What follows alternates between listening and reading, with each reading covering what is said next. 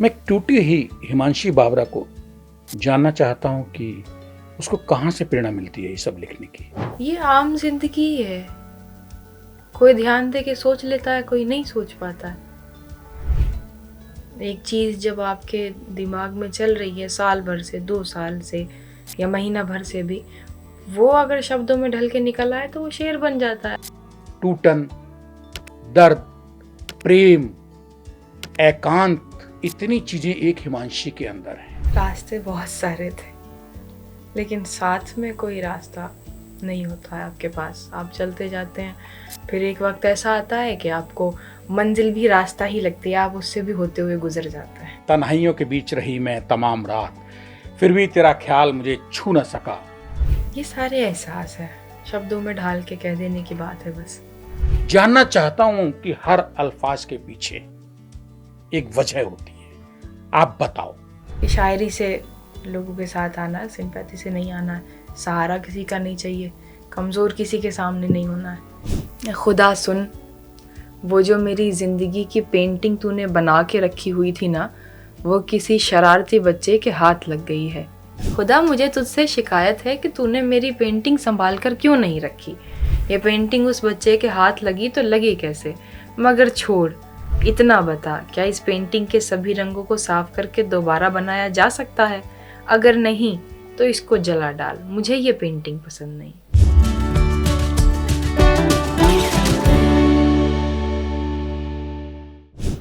नमस्कार दोस्तों, मैं हूं आपका हमजुबान संजीव चौहान और इस वक्त आप बने हुए हैं स्टेट मिरर हिंदी में खास प्रोग्राम अनफिल्टर्ड अड्डा यानी कि पॉडकास्ट।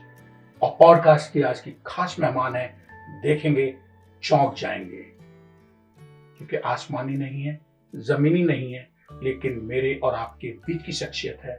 बहुत कम उम्र लेकिन बहुत बड़ा काम, हंसते को रुलाना और रोने वाले को हंसा देने की कुव्वत रखती है। शख्सियत साधारण है, इनके बारे में सिर्फ यही कहना चाहूंगा, हम किससे मिल रहे हैं, किससे बात कर रहे हैं, उससे पहले कि गम तो यह है कि वो जिस वक्त मुझे छोड़ गया तब मेरा हाल भी हालात भी दोनों खराब थे।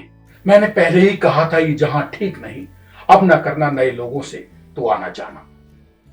इसी के साथ मिलते हैं हिमांशी बाबरा, जिसको कुछ कहते हैं लड़की, कुछ कहते हैं शायर, कुछ कहते हैं सेल्फी, कुछ कहते हैं दिली, कुछ कहते हैं रूहानी, कुछ कहते हैं रोमानी। हिमांशी बाबरा जी, स्टेट मिरर हिंदी में आपका तहे दिल से शुक्रिया है, स्वागत है। तमाम गलतफहमियां लोगों की, संसार की, हिंदुस्तान की नहीं कह रहा हूं, इस ब्रह्मांड की आज दूर हो जानी चाहिए। हिमांशी बाबरा और संजीव चौहान जब आमने सामने बैठे हैं, मैं हिमांशी, उलझी हुई हिमांशी को समझने के लिए आज इस पॉडकास्ट में बैठा हूं। टूटन, दर्द, विछोह, प्रेम, एकांत, इतनी चीजें एक हिमांशी के अंदर है। हिमांशी इंसान है या फरिश्ता जिसके अमल उतरा हुआ है चेहरे पे?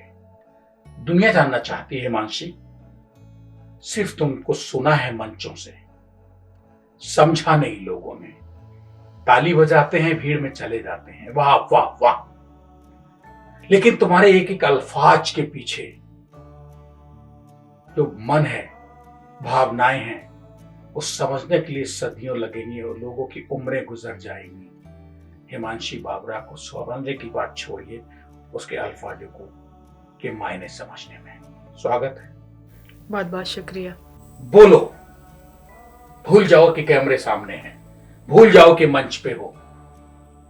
आज हिमांशी स्टेट मिरर हिंदी के कैमरे और संजीव चौहान आमने सामने हैं। मुझे लगता है मैं बोल नहीं सकती थी, इसलिए मैंने लिखना चुना। अगर आप कुछ पूछेंगे तो मैं ज़रूर बता पाऊंगी। खुद से बात करना या खुद से कुछ बताना थोड़ा मुझे जहमत देगा। पूरा यूट्यूब और गूगल खंगाला मैंने जी, इनसे बड़े सर्च इंजन तो नहीं है दुनिया में अभी। जी, हिमांशी बाबरा मेरठ जी, और उसकी लिखी हुई इबारतें, दर्द, शेर व शायरी, यही मिलते हैं। क्या वजह है आज तो जमाना सोशल मीडिया का है। ज़माना सोशल मीडिया का है और मेरी शायरी भी शायद सोशल मीडिया पे है, लेकिन मैं तो मैं हूँ। मैं अपना चेहरा, अपनी जो नॉर्मल ज़िंदगी है वो अपने इतना ही रख सकती हूँ, इससे ज़्यादा नहीं। जिसका शेर व शायरी का दायरा समंदर है, उस हिमांशी बाबरा ने खुद को एक कुएं में समेट के क्यों रखा है? कुआं नहीं है, आपको समंदर ऊपर से दिख रहा है, लेकिन आप जानेंगे ही नहीं कि वो कितना गहरा है। कोई नहीं जान पाया कि समुद्र कितना गहरा है। तो वही बात है बस, लोगों को देखने में लगता है लेकिन लोग समझ ही नहीं सकते, तो फिर समझाना भी क्यों, बताना भी क्यों। एक शायर, नई उम्र की लड़की जब पढ़ना शुरू करती है मंचों पर, तो सामने वाले सदबुद खो बैठते हैं। कुछ रोते हैं, कुछ वाह वाह करते हैं, कुछ समझने की कोशिश करते हैं। कुल मिला के एक हिमांशी बाबरा सामने वाले अपने श्रोता को उलझा देती है अपने आप में, अपनी शेर व शायरी में। उम्र तो 22 साल और कमाल आसमानी। हर उम्र, जो मेरी उम्र है, वो हर उम्र के इंसान उससे कनेक्ट इसलिए कर पाते हैं, इसलिए वो उलझ जाते हैं या सोचने लगते हैं, क्योंकि हर इंसान के एहसास कहीं ना कहीं एक जैसे होते हैं। ये दुनिया बोलने के लिए तरसी हुई है, ये दुनिया अपने आप को समझाने के लिए तरसी हुई है। हर इंसान बात करना चाहता है, हर इंसान ये चाहता है कि मुझे कोई समझने वाला हो। और जब उसको ज़रिया नहीं मिलता खुद को समझाने का, क्योंकि ये दुनिया ऐसी है कि इसमें आप बात नहीं कर सकते, आप यकीन नहीं कर सकते, अब तो कम से कम नहीं कर सकते यकीन, तो वो ज़रिया ढूंढते हैं। उन्हें अगर ऐसा भी महसूस हो जाए ना कि इसने, सामने वाले इंसान ने ये बात मेरे जैसी कह दी, ये तो मेरी बात है, तो वो कनेक्ट कर लेते हैं, वो उलझ जाते हैं, क्योंकि उन्हें अपने जैसा कोई मिल जाता है। इससे ज़्यादा बड़ी कोई बात नहीं है। किसी शायर की हैं, आपको याद होगा, ये शायर बता दीजिएगा, मैं 2 लाइनें पढ़ देता हूँ। कभी गोकुल कभी राधा कभी मोहन बनके, मैं ख्यालों में भटकती रही जोगन बनके। हर जन्म में मुझे यादों के खिलौने देके, वो बिछुड़ता रहा मुझसे मेरा बचपन बनके। ये लाइनें अजीज बानो दारात की हैं, लेकिन मैं जब जब हिमांशी को देखता हूँ तो उसमें सब कुछ नजर आता है। राधा भी नजर आती है, रुखसाना भी नजर आती है। कंफ्यूज है दुनिया कि हिमांशी बाबरा हिंदू है या मुस्लिम शायरा है, क्योंकि उर्दू और हिंदी की जो एक जगह एक कुएं में डाल के खोल दिया है, वो लड़की तुम्हारी ही कुब्बत है। नहीं, बस इतना है कि ये उर्दू और हिंदी का कोई मसला है ही नहीं। ये दोनों अलग अलग मैं तो देख ही नहीं पाती, क्योंकि जहाँ हम रहते हैं, जिस जगह हम रहते हैं, हिंदुस्तान में रहते हैं, और यहाँ पे किसी चीज़ को बांट देना मेरी नज़र में अच्छा नहीं है। मेरी भी जो शायरी में जो बातचीत है वो बातचीत है, और वो आम बातचीत है जो हम नॉर्मल करते हैं, नॉर्मल भाषा है, वही है। हिंदी, उर्दू, कितनी भाषाएं सारी हमारे सामने हैं, लेकिन हम बांटे हुए हैं उनको। हम कितने लफ्ज़ उर्दू के लिए हुए हैं, फ़ारसी के, अरबी के, कितने ही सारे शब्द हैं, लेकिन हमने उसको हिंदी में बांट दिया, क्योंकि उसमें हमें लगता है कि ये तो नॉर्मल बात है, कितने शब्द मैं गिनवा सकती हूँ। तो ये आम बोलचाल की भाषा है, ये ना हिंदी है ना उर्दू है, ये मिक्स है, हिंदुस्तान की भाषा। टूटन बहुत है आपकी लेखनी में, उस हद की टूटन है कि सामने वाले को आप सिर्फ अपनी 2 लाइनें सुना के तोड़ने का मादा रखती हो। सामने वाले पे अगर वही बात बीती होगी तो ज़रूर, लेकिन अगर उस पर बीती ही नहीं है वो बात, और ये मुमकिन नहीं है। मोहब्बत हर किसी को होती है, रिश्ते हर किसी के पास होते हैं, दोस्ती हर किसी के पास होती है, दोस्ती टूट हर किसी की जाती है, मोहब्बत एक बार ज़रूर छूट जाती है, ज़रूर सबसे छूटती है, क्योंकि मोहब्बत सिर्फ एक ही नहीं है ना। मोहब्बत सिर्फ ये नहीं है कि कोई लड़का है कोई लड़की, इतनी नहीं है। मोहब्बत दोस्तों से होती है, अपनों से होती है, रिश्तों से होती है, शहर से होती है, अपने गांव से होती है, अपने कमरे तक से होती है, और जिस टेबल पे पढ़ रहे हैं उस तक से मोहब्बत हो जाती है एक वक्त के बाद। तो जिस पे बीती है, जिसने चीज़ें छोड़ी हैं, जिससे छूटी हैं चीज़ें, वो समझ सकता है। तकदीर मेरी हो गई उस फूल की तरह, मुरझा गया तो फिर कभी फूला फला नहीं। उठ के तुम्हारे दर से कहाँ जाऊंगी भला, इस शहर में कोई भी मुझे जानता नहीं। बेहतर तो अब यही है तुझे मैं भी छोड़ दूं, इस रास्ते के आगे कोई रास्ता नहीं। क्या था मन में? रास्ते बहुत सारे थे, लेकिन साथ में कोई रास्ता नहीं होता है आपके पास। आप चलते जाते हैं, फिर एक वक्त ऐसा आता है कि आपको मंजिल भी रास्ता ही लगती है, आप उससे भी होते हुए गुजर जाते हैं। मेरठ के पास दयालपुर, क्या एक कौन सा गांव आपका जो रहा? जी, दयालपुर। दयालपुर गांव 40 किलोमीटर दूर मेरठ से, उत्तर प्रदेश के। वहां से पिता किसी जमाने में छोटे छोटे बच्चों को लेके, उनकी परवरिश के लिए, उनके सुनहरे भविष्य को लेके 3 बेटियों और बेटे के साथ मेरठ आ जाते हैं। गुर्जर परिवार में, जो रूढ़िवादी परिवार है जी। जहां तेज आवाज में औरतों का बोलना गुनाह है। जी। हिमांशी बाबरा, तुम शायर बन गई। लोगों को नहीं पता है कि हिमांशी बाबरा बाबरा क्या है, और गुजर से तो दूर दूर तक, कास्ट से तो कोई मतलब ही नहीं बनता है। ये तो शायर है, दीवानी है, अधूरी प्रेम को पाने वाली तरस रही है। शायरी तो तुम्हें ये कहती है। ये थोड़ा सा मतलब तो उथल पुथल है कि एक गुजर परिवार की बेटी 22 साल की उम्र में दुनिया में हिमांशी बाबरा हो जाती है, जिसकी दुबई और दुनिया जेब में रहती है। तमाम बड़े मंच मौका दिया मंचों ने। हिमांशी उस दयालपुर गांव से, मेरठ के निकल के, गुर्जर परिवार से निकल के, और नोएडा के निठारी में जिस बच्ची की ननिहाल रही है, वो हिमांशी बाबरा हो जाए, अपने आप में बहुत कुछ बताता है। आज खुल के बताओ कि हिमांशी, मैं उस 6-7 साल के हिमांशी को सुनना चाहता हूं, जो शायरा नहीं थी, एक बच्ची थी, मासूम थी, बहुत छोटी थी, नहीं पता थी उसको दुनिया, नहीं पता था उसको दर्द, कुछ नहीं जानती थी। माँ बाप सिर्फ उसका एक उज्जवल भविष्य, होनहार लड़की बनाना चाहते थे, काबिल पढ़ लिख के कहीं नौकरी पेशा बने, एक अच्छे घर में शादी कर दी जाए, कौम के लड़के को ढूंढ के। शादी का हमारे जो पिताजी थे उनके दिमाग में कभी ऐसा नहीं था कि बच्चों की शादी कर दी जाए, है ना। हाँ, उनका ये था कि बच्चे काबिल हों, लेकिन हमारे पैरों में बेड़ियां हो सकती हैं। हमारे जहन पे हमारे पिताजी ने, माँ ने कभी बेड़ियां नहीं डलने दी, न ज़माने की, न रिश्तेदारों की, किसी की भी नहीं। हमारे जहन आज़ाद थे। हमें हल्का बहुत जिम्मेदारी के लिए अगर कभी रोका भी गया तो वो चीज़ हमें समझ आई कि हाँ, वो थोड़ा देर से समझ आई कि हाँ, क्या चीज़ें किस लिए की गई, किस लिए शुरू में आज़ादी नहीं मिली। लेकिन ये भी नहीं कि हमें कैद कर दिया गया, हमें सोचने की आज़ादी छीन ली गई, या हमें ज़बरदस्ती कोई चीज़ थोप दी गई कि तुम्हें यही करना है, यही पढ़ना है, या यही काम करना है। ऐसा कुछ नहीं। वो खुद आज़ाद इंसान थे। मेरे पिताजी जो थे, उन्हें कभी किसी का ऑर्डर मानना पसंद नहीं था, कभी किसी का काम पसंद नहीं था, तो उन्होंने हमें भी उस तरह से जीने दिया। उन्होंने कभी पढ़ाई को लेकर ये नहीं कि तुम्हें ये पढ़ना है या ये इतने नंबर तुम्हारे आने चाहिए, ऐसा कुछ नहीं। फेल हुए हैं हम लोग, हम मतलब मैं, मेरे बहन भाई बहुत समझदार हैं, बहुत होशियार हैं, पढ़ाई में बहुत बहुत ज़्यादा बहुत अच्छे हैं वो, लेकिन मैं नहीं रही हूँ इतनी। तो उन्होंने फिर भी कभी कुछ नहीं कहा। उन्होंने मैंने 10th के बाद तो बिल्कुल उनके सामने आ गई थी ये बात कि लिखती है, और बाहर आना जाना भी मैंने शुरू कर दिया था। उन्हें थोड़ा डर रहता था, तो वो कभी कभी फ़ोन करके पूछते थे कहाँ पहुँचे, कैसा, लेकिन उसमें भी फ़िक्र होती थी। उसमें कोई ऐसा नहीं होता था कि कहाँ पहुँचे, है ना, फ़र्क होता था। और ध्यान रखते थे, रोका कभी नहीं। तो इस वजह से शायद मैं चलती चली गई।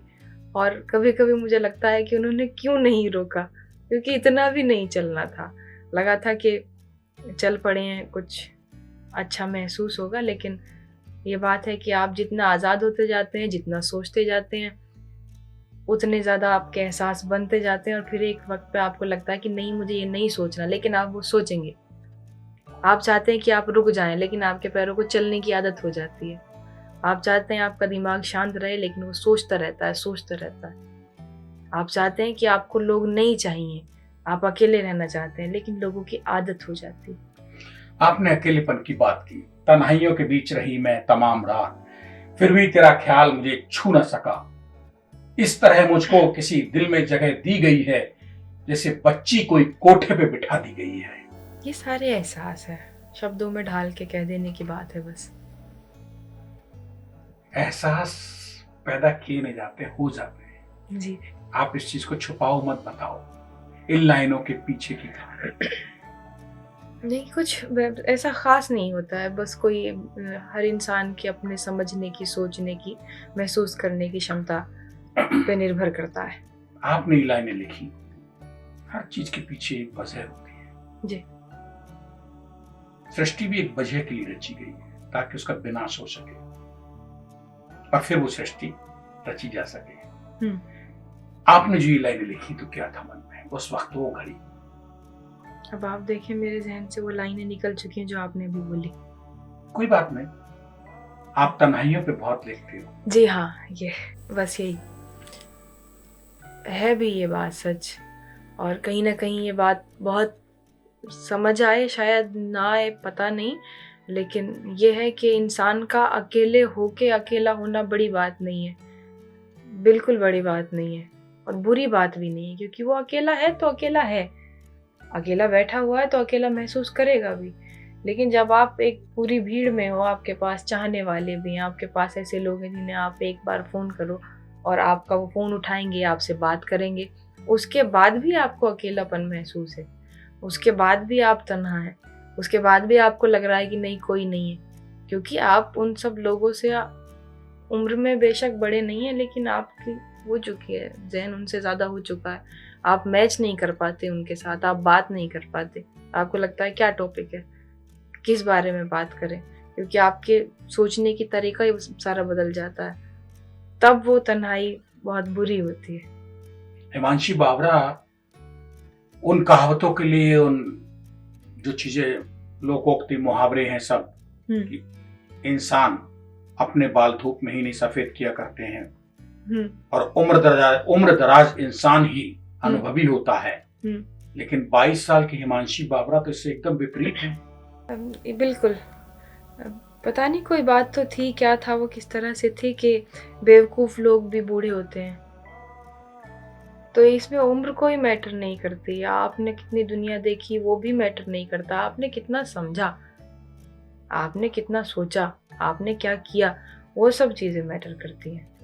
आप तो घर में बैठे हुए उम्र भी काट सकते हैं, आप वो कुएं के मेंढक वाली ज़िंदगी भी जी सकते हैं कि आपको पता है कि हाँ, घर में पैदा हुए हैं, आपने पढ़ाई की, अब इसके बाद नौकरी करनी है, नौकरी हो गई, अब शादी करनी है, बच्चे हो गए, बच्चों की जिम्मेदारी, फिर चलते रहना, 2-4 शौक इधर उधर, बस कि कभी पौधे लगा लिए, या ऐसी चीज़ें जो कि अपने रिटायर होने के बाद इंसान करता है। लेकिन वो ज़िंदगी सुकून भरी उनके लिए हो सकती है, क्योंकि वो एक कंटिन्यू चल रही है, उसमें तय हैं चीज़ें कि हाँ, इसके बाद ये करना है और इसके बाद ये करना है, उथल पुथल उसमें कुछ भी नहीं है, शांति हो सकती है, लेकिन मुझे वो पसंद नहीं आती। वो शांति जिसकी चाहत में दुनिया भटक रही है, मैं भी भटक बाबरा रही को वो शांति, हिमांशी बाबरा की उस शांति से बिल्कुल अलग सोच है।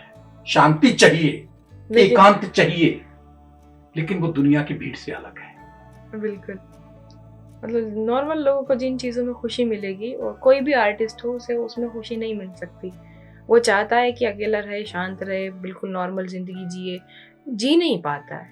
हिमांशी, कितना सच है कि जो राइटर होता है, लेखक, चाहे कवि चाहे शायर, ये बोलने में बहुत कंजूस चूजी होते हैं, लेकिन लिखने में बहुत तेज होते हैं, और ये वही लिखते हैं जो इनके यहाँ चल रहा होता है, जिसको ये देखते हैं, जिसको ये भोगते हैं, जिसको ये जीना चाहते हैं और जीते हैं। ये बात कुछ लोगों के लिए सच में राइटर हैं और सच में आर्टिस्ट अंदर से हैं, कलाकार हैं, उनके लिए ये बात बिल्कुल सच है कि वो बहुत ज़्यादा चूजी होते हैं लिखने के मामले में, पढ़ने के मामले में, आने जाने के मामले में, दोस्तों के मामले में, हर तरह से वो चुनते हैं चीज़ों को, और कभी कभार वो चीज़ें छोड़ देते हैं।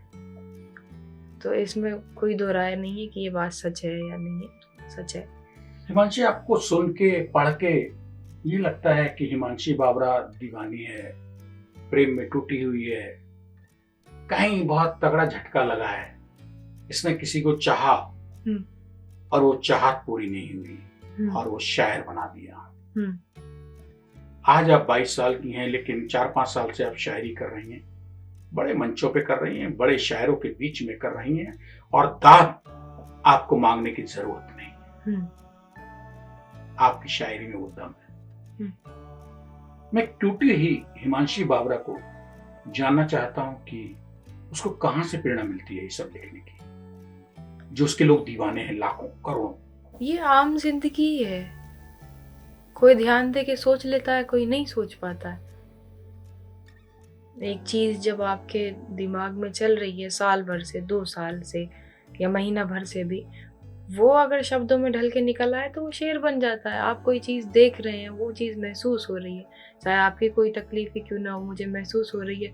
तो एक लंबे वक्त तक महसूस होने के बाद, क्योंकि मैं तो हूँ, मैं तो लिख सकती हूँ। मैं अगर पेंटर होती तो फिर मैं पेंटिंग बनाती, फिर मैं उस चीज को अपनी पेंटिंग्स में डालती। मैं अगर गायक होती तो फिर मेरी आवाज में वो खनक महसूस होती है आपको। तो ये तो चीजें आ जाती हैं सोचते रहने के बाद में। आपने अगर ऐसा नोटिस किया होगा कि कुछ कुछ जो हमारे सिंगर हैं वो बहुत अच्छे हैं, उनके सुर ताल वगैरह जितनी जो चीजें होती हैं, वो राग पता नहीं क्या क्या, वो परफेक्ट होते हैं ना, दुनिया को बहुत अच्छे लग रहे होते हैं। लेकिन किसी किसी को बिना सब चीजें समझे, म्यूजिक के समझ हुए बगैर भी, उसकी आवाज में आप कहते हैं यार इसकी आवाज में दर्द है। हिमांशी यहाँ से लिखती हो जी। और यहाँ आके लगता है। हम्म। नहीं, मैं यहाँ से नहीं लिखती हूँ। मैं दिमाग ज्यादा लगाती ही नहीं हूँ। कहाँ से? हाँ, शायरी के ग्रामर के लिए मैं दिमाग लगा सकती हूँ, लेकिन मुझे बहुत ज्यादा ऐसा सोचना नहीं पड़ता कि इस लाइन को इस तरह से कर दो, वैसे कर दो। जो है जैसा है सीधा। बस तेरी याद ही बाकी थी मेरे हाथों में, अब तेरी याद भी हाथों से गवा दी गई है। वो किसी और से मंसूब हुई है, ऐसे जैसे बेवा किसी डोली में बिठा दी गई है। हिमांशी बाबरा, बार बार टाल रही हो, गलत कर रही हो, बताओ। मैं ये लाइनें आपको ऐसे ही नहीं सुना रहा हूं। अमूमन आपको दुनिया सुनने जाती है और मैं आपको सुना रहा हूं आपकी लाइनें। जानना चाहता हूं कि हर अल्फाज के पीछे एक वजह होती है। आप बताओ, उस वक्त का मंजर, मन, दिमाग क्या चल रहा था लिखते पे इन लाइनों को? मेरे सुनाने का मकसद ये है। ये मुझे मुझे लगता है मुझे बताने की या कुछ कहने की जरूरत नहीं है, क्योंकि सीधे सीधे तो मैं भी नहीं कह सकती हूँ कुछ भी, क्योंकि मेरे रिश्तेदार, घर वाले सब देखेंगे भी इसको। लेकिन ये बात बिल्कुल इशारों में अगर मैं कहूँ तो मेरी उम्र 22 है। 22 बरस की उम्र तक हर किसी की ज़िंदगी में हर वाक़या होके निकल जाता है, गुजर जाते हैं सब चीज़ें जो कुछ है। मेरे ख़्याल से 25 साल की उम्र तक उस पे जितने भी दुनियादारी के उठापटक जो होती है, जो जज्बाती होती है, वो हो चुकी होती है। और उसी तरफ उसका 20 बरस की उम्र के बाद, 12th के बाद उसके दिमाग में आ जाता है कि अब क्या करना है इसके बाद, है ना। अगर नॉर्मल इंसान है तो बचपन से ही जिसका किसी आर्ट में दिल है तो उसका तो शुरू से रहेगा कि चाहे कुछ भी करूं ये चीज़ तो नहीं छोड़ पाऊंगा। पर जो एक नॉर्मल है उसका 12th के बाद वो सोचना शुरू करता है, उसी के साथ साथ उसका जो दिल है वो भी कहीं लगता है। दुनिया बुरी लगने लगती है एक वक्त पे बिल्कुल ऐसा एहसास होता है कि दुनिया में सब कुछ हासिल है, क्योंकि तब कोई शख्स हासिल होता है उसको। अब फिर उसको दुनिया बुरी लगने लगती है। तो ये सारे जो एहसास हैं वो हैं, आप झुटला नहीं सकते। या कोई मेरे से बड़ी उम्र का कोई अगर इस चीज़ को देख रहा हो, देखेगा, सुनेगा, तो मैं अगर इतना भी कह दूं ना कि 22 साल की उम्र तक जितनी जिंदगी की उठापटक है वो हो गई, तो वो समझ लेगा, क्योंकि उसकी जिंदगी में भी हुई होगी। ये वक्त हर किसी का आता है। लेकिन हर कोई हिमांशी बाबरा नहीं बनता 22 साल की उम्र में। हर कोई लेखक भी नहीं होता, आर्टिस्ट भी नहीं होता। हर किसी के रास्ते अलग हैं, हर किसी की सोच अलग है। मैं अगर हिमांशी बाबरा नहीं होती तो भी मैं इसी तरह से सोच रही होती, यही सब चीज़ें गुजरती। लेकिन अगर मुझ में लिखने की सलाहियत नहीं होती, मुझ में कोई कला नहीं होती, तो मैं शायद कोई प्राइवेट जॉब कर रही होती। लेकिन वो सब चीज़ें, वो दुख तकलीफ, वही ज़िंदगी वही होती। मुझ में एक हुनर था कि मुझे ज़रिया मिल गया अपनी बात कहने का, अपने एहसास लिख दिए मैंने। अगर ये नहीं होता तो बातें सारी वही होती, ज़िंदगी वही होती, पर कोई समझने वाला, सुनने वाला नहीं होता। समझने वाला तो खैर अब भी नहीं है, पर सुनने वाला कोई नहीं होता। अभी लोग सुन लेते हैं। दर्शकों को बताना चाहेंगे स्टेट में हिंदी पे जो बने हुए स्टेट में हिंदी पे पॉडकास्ट यानी कि अनफिल्टर्ड अड्डा में कि हिमांशी बाबरा हमारे साथ हैं, जिनका यही नहीं पता आज तक कि हिंदू है मुसलमान है, लेकिन ये हिंदी और उर्दू को ऐसा मिक्स कर चुकी हैं दुनिया जहान में कि आप माथापच्ची करते रहिए, समझते रहिए, लेकिन आपकी समझने की ताकत को हिमांशी बाबरा की 2 लाइनें खत्म कर सकती हैं कि जिहन किरदार से तब्दील हुआ लोगों का, बस इसी जुर्म में कातिब को सजा दी गई, कोई साथ ना हंसे तो हंसी कैसी, जो बस तुम्हारी हो वो खुशी कैसे। बेहद जरूरी है बेइंतहा चाहत के लिए कुछ ख्वाबों का मुकम्मल ना होना। हर किसी को हर कोई मिल जाए तो फिर जिंदगी कैसी है। वैसे ही है जैसी उसको होना चाहिए। हर किसी की अपनी अलग कहानी है और आखिर में या तो आदत हो जाएगी या कहानी खत्म हो जाएगी। हिमांशी बाबरा की आदत हो गई है, कहानी खत्म होने के ऊपर जा रही है। मेरी कहानी शुरू भी नहीं हुई है अभी। और उसके बाद दुनिया जहान में शायरी की दुनिया में तहलका मचाए हुए हो। अभी तो ऊपर वाला किरदार बिठा रहा है कि ये इधर और उसके बाद में भी अपने अपने अभी अकेले है। जिस वक्त साथ किसी के जुड़ के कहानी चलेगी शायद चल पाए, शायद पूरी हो पाए, पर अभी तो नहीं। अभी ये सफर है। बाबरा जी, कंफ्यूजन दूर करो। बाबरा गोत्र है।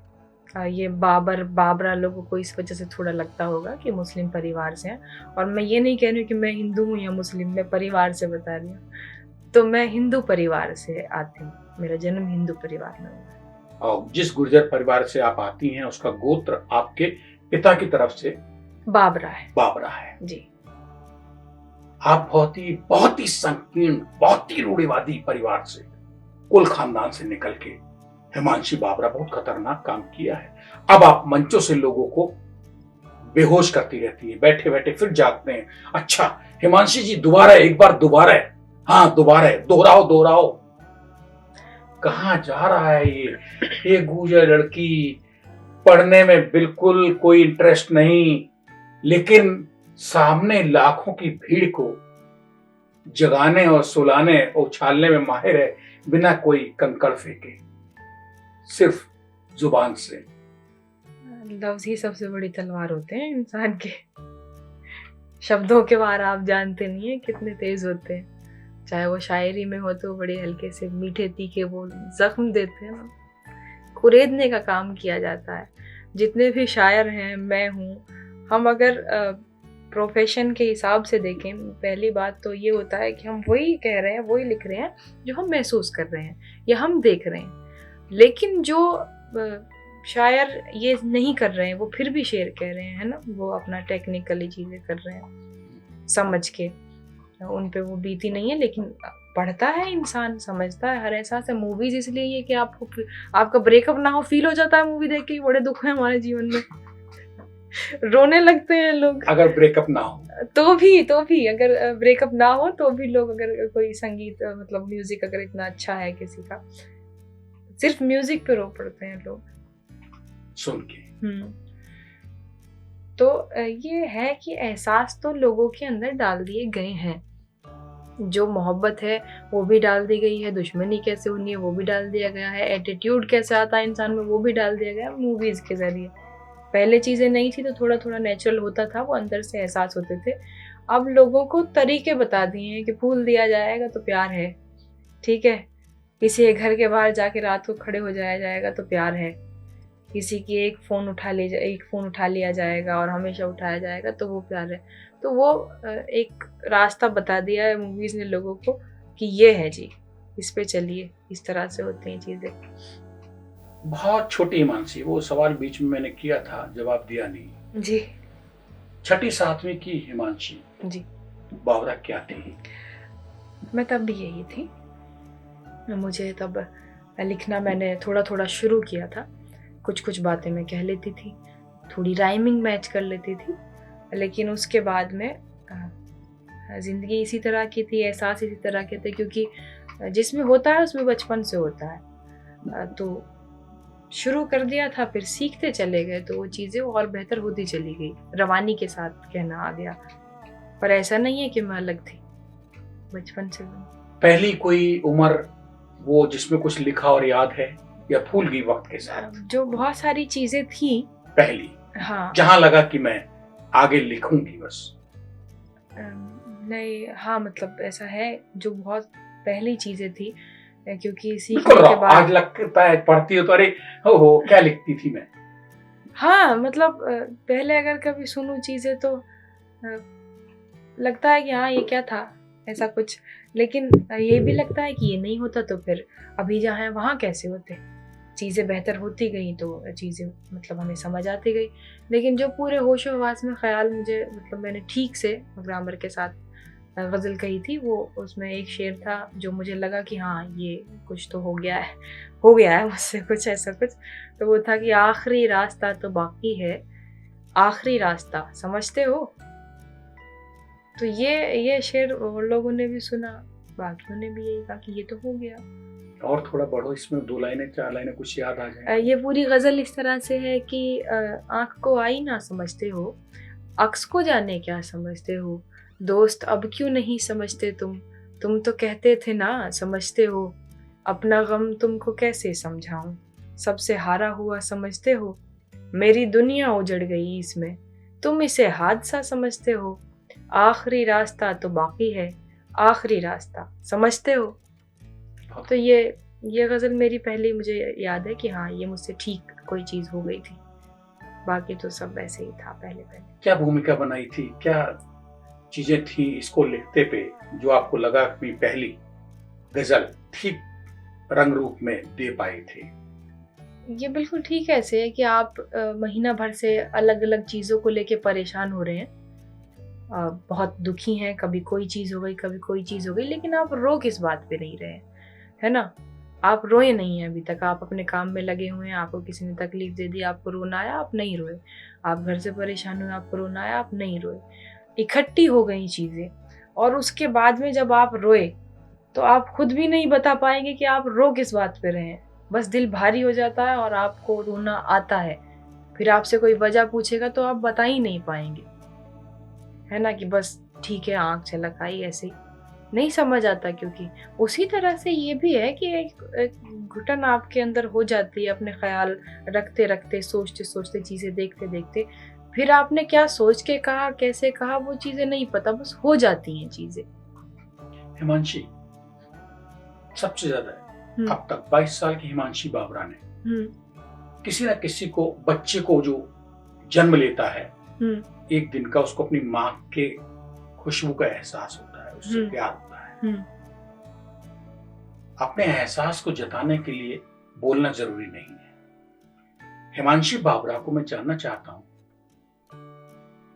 कि आपको अपने करीब बहुत कौन लगा?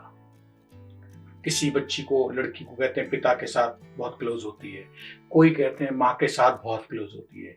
हिमांशी बाबरा को बार बार वो चीज कचोटती है जो खो चुकी है, अब मिलेगी नहीं।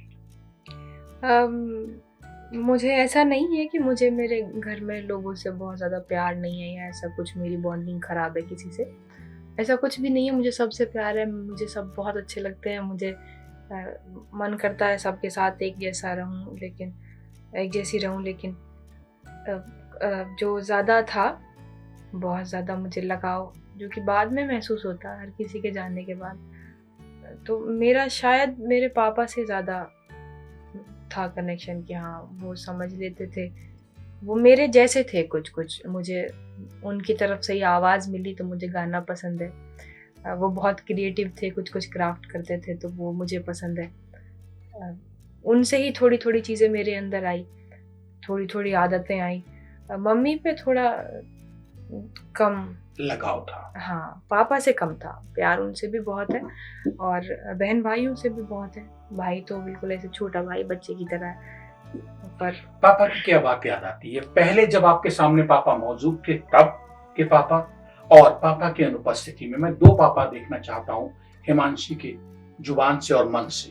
किसी ना रील में किसी मुझे नाम अगर मुझे होता तो मैं उनका नाम लेती। किसी कॉमेडियन ने कहा था कि बाप ऐसी चीज़ है जो जाने के बाद समझ आता है ना। और ये बात बिल्कुल भी सच है, हम ऐसा उनको हंसते बोलते हर किसी से हम देखते रहते हैं, हम उनसे प्यार बहुत करते हैं, है ना।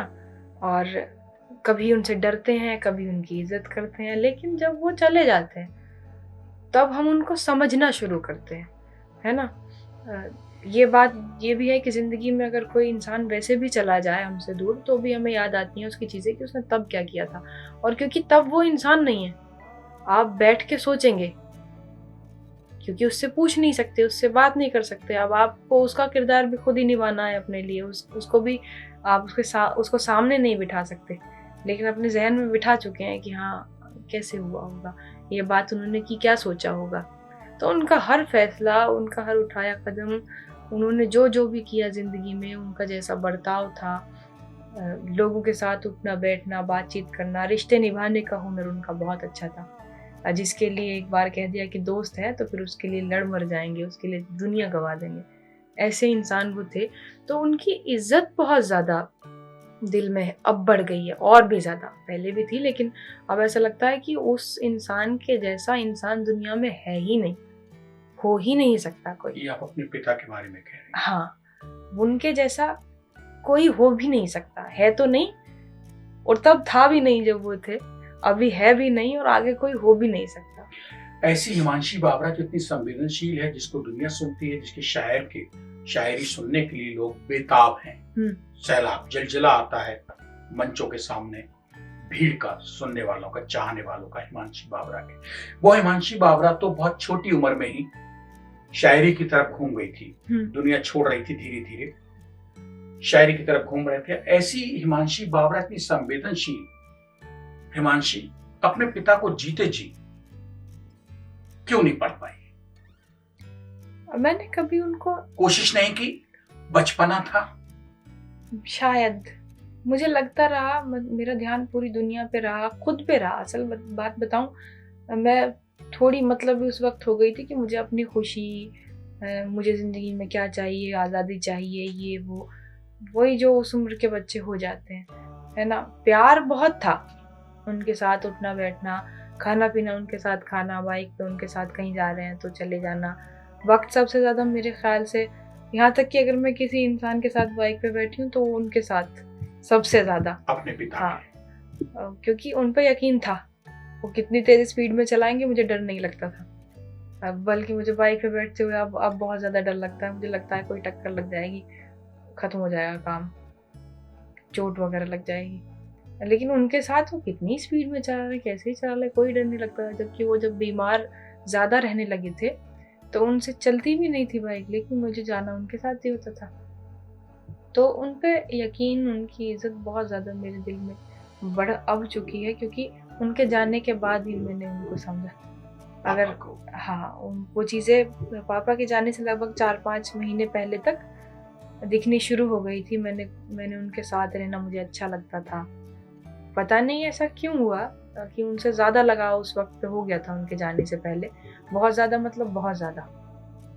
उनके जाने से पहले मैं अपनी बड़ी बहन के पास थी, तो 1 महीना पहले आ गई थी शायद, मेरे जन्मदिन के दिन पापा के पास ही।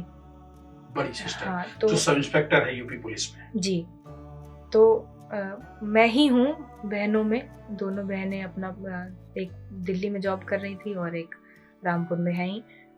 तो वो दोनों वहाँ पे थी, भाई था और मैं थी। यहाँ तक कि पापा के पास जो है मैं थी उस वक्त जब वो गए, बहनें नहीं थी। तो मुझे सबसे ज़्यादा वक्त मुझे मिला है उनके साथ, बहनों से भी ज़्यादा। लास्ट मोमेंट पे पापा के जब जा रहे थे उनकी ज़िंदगी में भी सबसे ज़्यादा वक्त शायद मुझे मिला है, क्योंकि भाई मुझसे छोटे थे, तो मम्मी के पास ज़्यादा, माँ के पास, छोटा बच्चा जो है वो माँ के पास ज़्यादा रहेगा, है ना। और वो छोटा था भी, मुझसे बहुत ज़्यादा छोटा था वो। 3 साल का गैप है हम दोनों में। तो मैं उस वक्त 3 साल की थी जब वो हुआ था। मतलब तो आप समझ सकते हैं कि मैं तो माँ से दूर हो ही जाऊंगी जब और दूसरा छोटा बच्चा आ गया। हाँ, और क्योंकि बहनें बड़ी थी तो उन्हें इतनी ज़रूरत नहीं थी पापा की, पापा के साथ मैं रही। हिमांशी, पापा पे कभी कुछ लिखा? उनके जाने के बाद पापा ना दोस्त थे, जो एक इंसान होता है ना कि इंसान को बताने की ज़रूरत नहीं है, इसके साथ बैठ के अच्छा लगता है, ठीक है। डर नहीं लगता था मुझे मेरे पापा से कभी भी डर नहीं लगा कि पापा से डर डर की बात है कोई। मैं उनकी बहुत इज्जत करती थी, तो मैं चाहती थी कि अगर मैं कुछ गलती कर भी रही हूँ तो उनके सामने कभी ना आए कोई चीज़, कभी ऐसी बात कोई ना आ जाए कि उनका दिल दुखे। तो मैं बचती भी थी दिल दुखाने से या उनको हर्ट हो उस चीज़ से तकलीफ हुई, लेकिन मैंने कभी आप रोइए नहीं। बोलिए बोलिए बोलिए। हाँ, तो बाकी मैं बेटी चीज़ों बोल से रही है ना, बची। जो आप अपने एक पिता को खो चुकी है, आप एक बाप हैं, आप एक समझ शायर सकते नहीं हैं। बोल रही है। हम्म, तो मैं उन सब चीज़ों से बचती थी कि उनको तकलीफ ना हो, लेकिन वो मेरे दोस्त थे, बढ़िया दोस्त, पापा यार, है ना। तो कभी कभार, बहुत कभी कभार हमारे घर में सोच बहुत अच्छी थी, एकदम फ्री रहते थे लोग एक दूसरे से। तो दादी कहती थी, यार है तेरा, यार यार नहीं बोलते हैं ऐसा करके, है ना। पापा कैसे, हाँ अपने कैसे, बेटे के लिए कहते हैं। हाँ ऐसे उनको ना यार शब्द अच्छा नहीं लगता था। गांव से थे ना, माँ जी हमारी दादी कहती थी कि यार अच्छा नहीं होता, ठीक है, कैसे कह रहे हो यार, बोलने का शऊर ही चला गया, ऐसे बोलती थी। पोती फिर को आपको डांटती थी, हाँ, डांटती प्यार भी में, नहीं थी, प्यार में, समझाती थी। अपनेपन में। हाँ, तो वो बहुत अच्छी थी हमारी दादी भी, बिल्कुल ऐसे बहुत प्यारी थी, माँ की तरह ही थी, हमारी मम्मी की तरह ही। हिमांशी, मैंने ये पूछा था कुछ आपने पापा के हाँ, लिए मैं उनके लिए वो शेर बता रही हूँ कि उनके जाने के बाद मैंने बस एक ही शेर उनके लिए कहा, क्योंकि मैं सिंपैथी मुझे ज़्यादा पसंद नहीं है उनके नाम पे लेनी ना। तो मैंने एक शेर तो उनके लिए ये कहा था कि वो हर एक बीता लम्हा मुझे याद आ रहा है, तेरा मुझसे बात करना, मेरा तुझको यार कहना। और मैंने अभी हाल फिलहाल में एक बात जो कि बहुत वक्त के बाद आपको फील होनी शुरू हो जाती है ना। पिताजी के जाने के बाद। हाँ,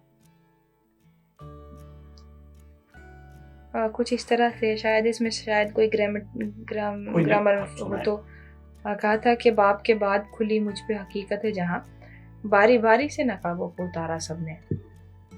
तो ऐसी चीज़ें कभी कभार मैं बहुत कम कहती हूँ। मुझे लगता है कि अगर जिन लोगों को पता है कि पिताजी नहीं है, सिंपैथी लेने से थोड़ा ऐसा है नहीं, लेकिन मुझे लगता है अगर उन्होंने ऐसा सोच लिया तो मेरे लिए ठीक नहीं है, क्योंकि शायरी से लोगों के साथ आना है, सिंपैथी से नहीं आना है। सहारा किसी का नहीं चाहिए, कमज़ोर किसी के सामने नहीं होना है।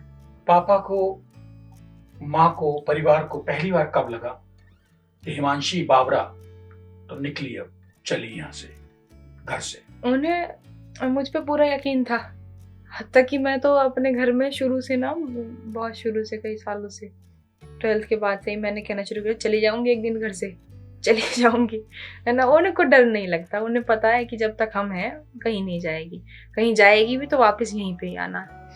और ये बात बिल्कुल सच है भी। कहाँ तक पंछी उड़ेगा, आखिर तो पेड़ पे ही आके रुकना है। घूम फिर के सारी दुनिया में कहीं भी धक्का खा लेंगे, आना तो वही माँ के पास ही है, घर ही आना है। माँ भी ना हो तो भाई, दुनिया से जब बाप चला जाए तो भाई बाप की जगह ही हो जाता है, चाहे छोटा हो चाहे बड़ा हो, क्योंकि उसको भी जिम्मेदारी खुद ही महसूस होने लगती है। तो आना वहीं पे ही है, माँ ना भी रहेंगी हमारी तो भाई है, भाई कभी के पास फिर आना झकझक, है। कभी बहुत ज्यादा झकझक हो गई परिवार में होती है। हिमांशी बावरा को मैं अगर एक शायर ना देखूं तो अलग से कभी, एक आपकी सबसे बड़ी जो कमजोरी है जिंदगी की, वो क्या है? मैंने बहुत सी गलतियां जिंदगी में की हैं, तो मैं कहीं सही भी होती हूँ तो मैं बोल नहीं पाती हूँ कि हाँ ये चीज़ ठीक है। मतलब मेरी नोक झोंक अगर किसी से होती भी है ना, तो वो मैं बचती हूँ कि मैं कोई ऐसी लाइन ना कह दूँ जो याद रह जाए सामने वाले को, क्योंकि इंसान एक तो टोन याद रखता है कि आपने किस टोन में कहा था, और एक ऐसी चीज़ याद रख लेता है जो आपने उसके पास्ट को छेड़ के कह दी हो, है ना, या उसका पूरा वजूद हिलाने वाली बात जो उसके, आप अगर ऐसे रोएंगे तो मैं कैसे बोलूँगी, पूरे वजूद हिलाने वाली बात, जैसे हिमांशी कि बावरा तुमने के क्या सामने किया। बैठने के लिए भी जिगर चाहिए। नहीं, है ना, मतलब इस तरह की चीज़ें कि तुमने क्या किया मेरे लिए। मैंने अपने पिताजी से, माँ से कभी ऐसा नहीं बोला कि तुमने क्या किया मेरे लिए, क्योंकि उन्होंने अपनी ज़िंदगी हमारे पीछे अब गवा दी। वो अगर वो नहीं होते, कोई और माँ बाप हमारे होते ना, मैंने देखा है लोगों के माँ बाप किस तरह के होते हैं। कुछ लोग तो बहुत अच्छे होते हैं, लेकिन जैसे हमारे आसपास है, आज़ादी ही नहीं है बच्चों को, जहन घुटे हुए हैं उनके। वो एक रास्ता जो उन्हें बता दिया उस पर उनको चलना पड़ रहा है, उनका दिल नहीं है तब भी। और उन्होंने ये चीज़ एक्सेप्ट कर भी लिया है कि पापा ये चाहते तो ये करना है, मम्मी ये चाहते ये करना है ना। शादी करवा दी उनकी तो उन्होंने शादी करनी पड़ गई, हमें कभी नहीं रोक गया। तो उनकी कभी अगर घर वालों ने कभी कुछ कहा भी, लड़ाई कुछ हो भी गई, तो ये मैंने जवाब देने से मैं बची हूँ हमेशा, क्योंकि मुझे पता है 2 घंटे बाद 3 घंटे बाद फिर सब नॉर्मल हो जाएगा। वैसे ही परिवार है, सबके परिवार वैसे ही होते हैं। हिमांशी, आज आपको चुनने के लिए कहा जाए जिंदगी में कि तुमको एक चीज चुनो, तो क्या चुनोगे? अपना काम। लोग बहुत दुश्मन हो जाते हैं आपकी अपनी जिद पे। नहीं, दुश्मन का आपने शायर बनना चुना, समाज में तरह तरह की बातें होती होंगी। पड़ोसी आपसे, आपके माता पिता से, बहन से, भाई से नहीं कहेगा, अपने आप में बैठ के 4 और पड़ोसियों से पड़ोसी कहेंगे ये तो ऐसी निकल गई। नहीं, मुझे मेरा परिवार ना, मुझे ऐसा उनको अलग, अगर कभी मुझे ये हुआ कि बहुत ज़्यादा घुटन है मुझे, अगर उन्हें अकेला भी छोड़ना पड़ा, तो मुझे ये यकीन है कि वो समझेंगे, वो मेरा साथ देंगे, क्योंकि वो प्यार करते हैं मुझसे, मैं भी करती हूँ। बहुत अच्छे लोग हैं सारे के सारे वो। तो उनको कोई फ़र्क नहीं पड़ता लोग क्या कह रहे हैं, उनको ये है कि मैं कैसी हूँ, मैं उनके साथ कैसी हूँ। मैं अपनी बहनों से, अपने भाई से कोई बात होती है तो बता देती हूँ, छुपाती नहीं। हिमांशी, जिन परिवारों से हम लोग आते हैं, जिस तरीके की जगह से आ रहे हैं, जिस तरह की कौमों से निकल के आ रहे हैं, उनमें लड़की का हिमांशी बाबरा बनना, शायर बनना, इंटरनेशनल ख्याति प्राप्त अंतर्राष्ट्रीय शायर लेखक बनना, ये तो अपच है, उल्टी कर देने वाली बात है, वोमिट। तो लड़ना तो पड़ेगा, यहाँ तक कि हिमांशी बाबरा क्या बनना, कोई अफसर बन जाना। मतलब ये जो समाज है हमारा, जो लड़कियां निकल गई हैं ना, मुझे बड़ी खुशी होती है किसी कामयाब लड़की को देख के, ऐसी लड़की को देख के जो अपना काम कर रही है, किसी पे डिपेंड नहीं है ना। बहुत ज़्यादा खुशी होती है। मैं चाहती हूँ कि सब उसी तरह से हो भी जाएं, लेकिन उसके लिए बहुत सारी लड़ाई लड़ रही हैं लड़कियां और लड़ती रहेंगी, क्योंकि दुनिया में सबसे ज़्यादा जुल्म जो सहा है ना हिंदू ने, ना मुस्लिम ने, ना किसी जात ने, किसी ने, वो सब बाद में है। सबसे ज़्यादा लड़कियों ने, शुरू से आखिर तक, और अब तक जो जंग में हैं वो लड़कियां हैं। आपकी ही कौम की बात कर रहा हूँ, दिल्ली से सटे ग्रेटर नोएडा की, जहां निक्की हत्याकांड हुआ, उसकी जड़ में वो भी परिवार गुजर परिवार ही है, और आप भी उसी कौम से बिलोंग करते हैं। आप शायर बन गए, दुनिया वाहवाही कर रही है, आपको सुनना चाहती है, लाखों मुरीद हैं आपके सुनने वाले, और एक निक्की हत्याकांड हुआ जिसमें दहेज तो बाद में रखें, वो दोनों बहनें एक ही घर में ब्याही थी, और निक्की हत्याकांड ग्रेटर नोएडा का जो था, उसमें वो लड़कियां रील बना के डालती थी और कत्ल कर दी गई, जिंदा जला दी गई आग लगा के। ये अभी तक निकल के आया है, फैसला होना बाकी है। हम किसी को दोषी निर्दोष नहीं कर रहे हैं। एक तरफ जब हिमांशी बाबरा को देखता हूं और एक तरफ निक्की हत्याकांड देखता हूं, तो कांप जाता हूं, दोनों का ही जमीन और आसमान का फर्क देख के। ये ना, आप कितना भी लड़ लेंगे, चाहे लड़का है चाहे लड़की है, आपके सामने एक इंसान है। आप खुद एक हैं, सामने एक इंसान है, आप लड़ लेंगे। आपको जहन से लड़ाई करनी है, सामने 4 इंसान है, आप लड़ लेंगे। आप और ज़्यादा मजबूत हो जाएंगे तो आप 1000 लोगों से लड़ लेंगे, है ना। लेकिन हमेशा नहीं, एक वक्त ऐसा आता है कि जब जिस वक्त आप हार जाते हैं, आपके पास कोई चारा नहीं होता, आप नहीं कर पाते अपना बचाव, तो वो चाहे लड़का हो चाहे लड़की हो, उसमें निक्की हत्याकांड नहीं है। अगर कोई लड़का भी होता है उसके साथ भी ऐसा हो सकता था, मर तो कोई भी सकता है ना। दहेज वगैरह का ये सारा कुछ है, वो तो हमारी समाज की खराबी है ही। उससे पता नहीं क्यों फैमिलीज हट ही नहीं रही हैं अभी तक भी, समझ ही नहीं पा रही हैं कि जो इंसान दहेज लेके शादी कर रहा है वो लड़की से थोड़ी कर रहा है। हिमांशी, आप अपना दुख बेचती हो, और खरीदते हैं लोग अच्छे दामों में। असल में ये दुख नहीं है, ये ना अपनी सी बातें हैं, कनेक्ट कर जाने वाली बातें हैं ना। जैसे कि कोई भी शेर हो जो आपकी ज़िंदगी पे असर डाल रहा है, आप उस वक्त से गुजर रहे हैं, तो आप उसको फील करेंगे, बराबर करेंगे। तो वो दुख बेचना नहीं होता है, वो लोगों के वो एहसास बेचना है जो खुद नहीं कह पा रहे हैं, लेकिन हमसे कनेक्ट करके उनको अच्छा लगता है। तो कुछ सुनाई दो ना। सब छिपाए बैठी हो, मैं तुम्हारी शायरियां सब सुना रहा हूँ, तुम कुछ नहीं सुना रही, कंजूसी कर रही हो, बचा के ले जाना चाहती हो मंच पे कहीं। नहीं, मैं तो कहाँ ही जाऊंगी बचा के, मंच पे ही जाना है, फिर भी सुना नहीं है, यहाँ से भी लोग सुनेंगे। एक गजल में सुना देते हैं। खींचकर दर्द की दहलीज पे लाए हुए लोग, खींचकर दर्द की दहलीज पे लाए हुए लोग, जिंदगी खाक जिए तेरे सताए हुए लोग। बहुत अब ये कोई महबूब नहीं है, कोई कुछ नहीं, ये वही है जो लाने वाला है दर्द की दहलीज पे, उससे हटाने वाला भी है, उसी के हाथ में सब कुछ है ना। और जितनी जल्दी ये बात मान ली जाए कि अपने हाथ में कुछ भी नहीं है, हम सिर्फ मेहनत कर सकते हैं, हम अपना काम करते रह सकते हैं, वो बात इतनी अच्छी है। तो खींच कर दर्द की दहलीज पे लाए हुए लोग, जिंदगी खाक जिए तेरे सताए हुए लोग। फिर है कि कम नसीबी पे कभी बैठ के रोएंगे जरूर, कम नसीबी पे कभी बैठ के रोएंगे जरूर, आपको देखे बिना लौट के आए हुए लोग। बहुत खूब।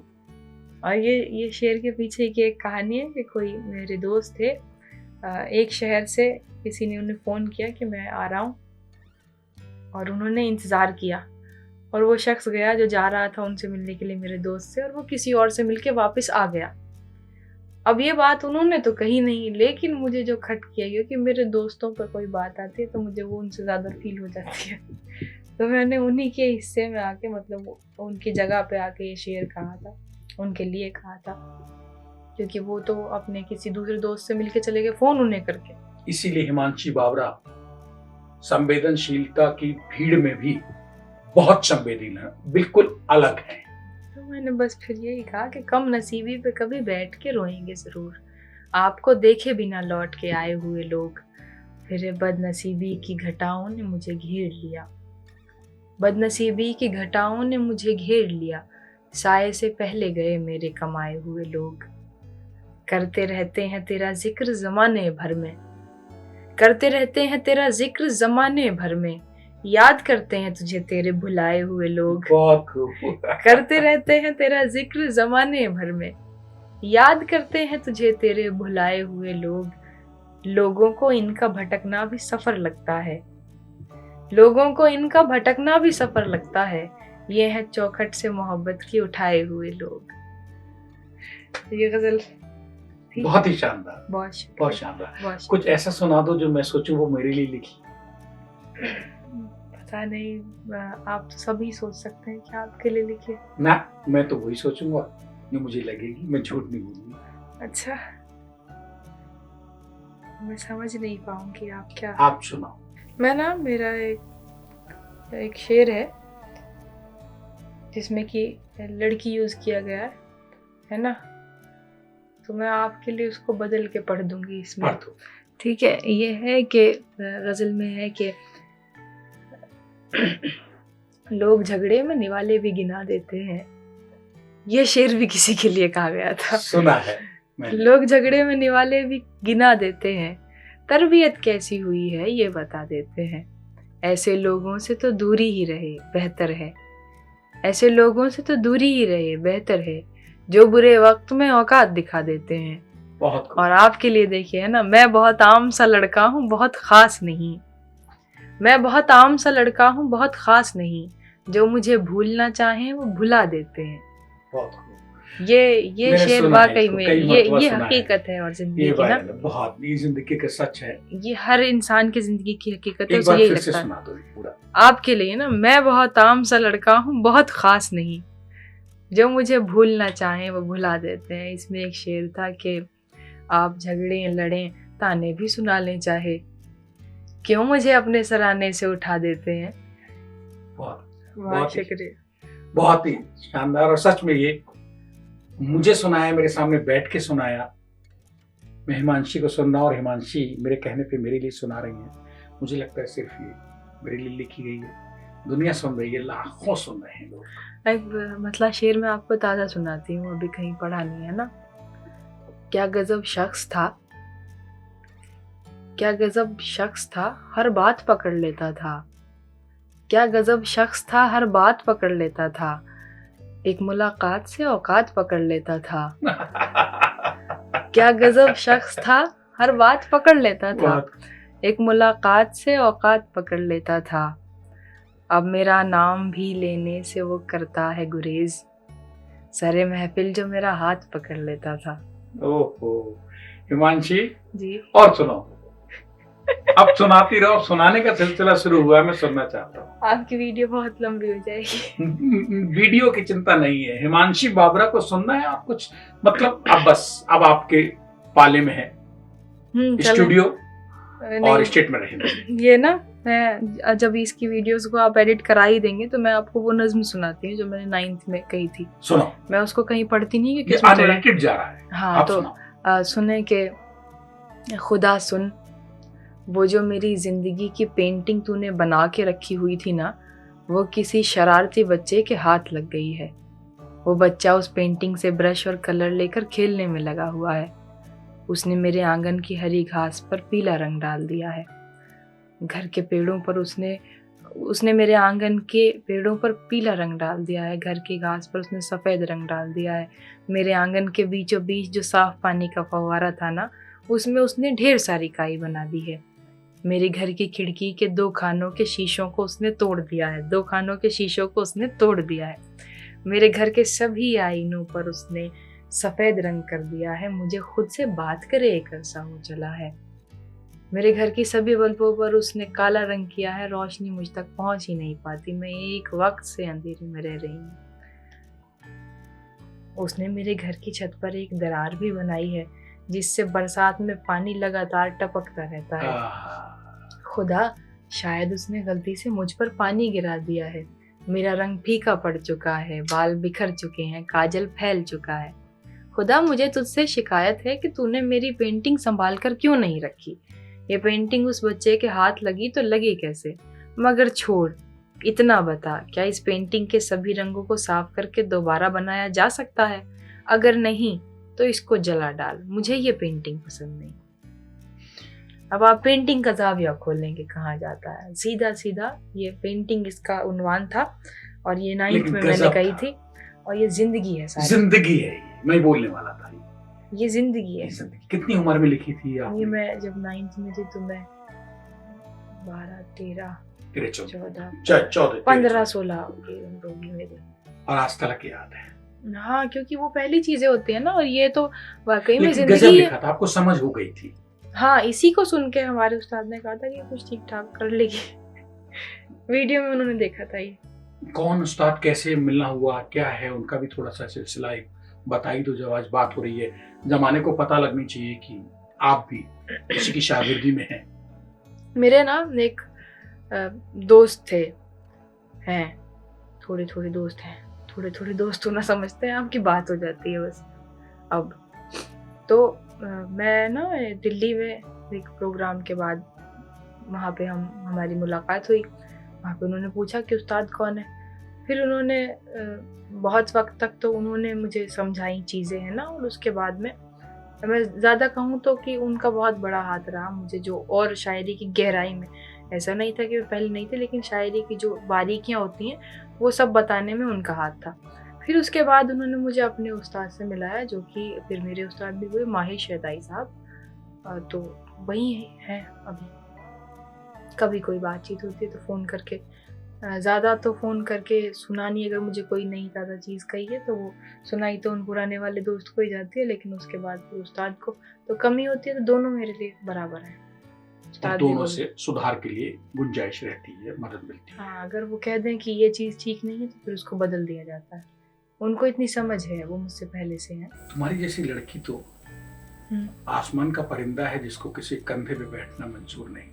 बिल्कुल, मुझे तो पेड़ पे बैठना ही मंजूर नहीं है, लेकिन मजबूरी है, कभी कभी थक जाते हैं तो घर पहुंचते हैं। हिमांशी बाबा जी, शेर व शायरी के अलावा टूटन, चुभन, प्यार, विछोह, इन सब के अलावा और क्या? कहाँ है जिंदगी, कहाँ जा रही है हिमांशी बाबरा? जिंदगी बहुत अच्छी है। जिंदगी सबकी अपनी अलग, वो ना जज्बात वाली बात तो अलग हो गई। आप कोई काम कर रहे हैं वो चीज़ें अलग हो गई, है ना।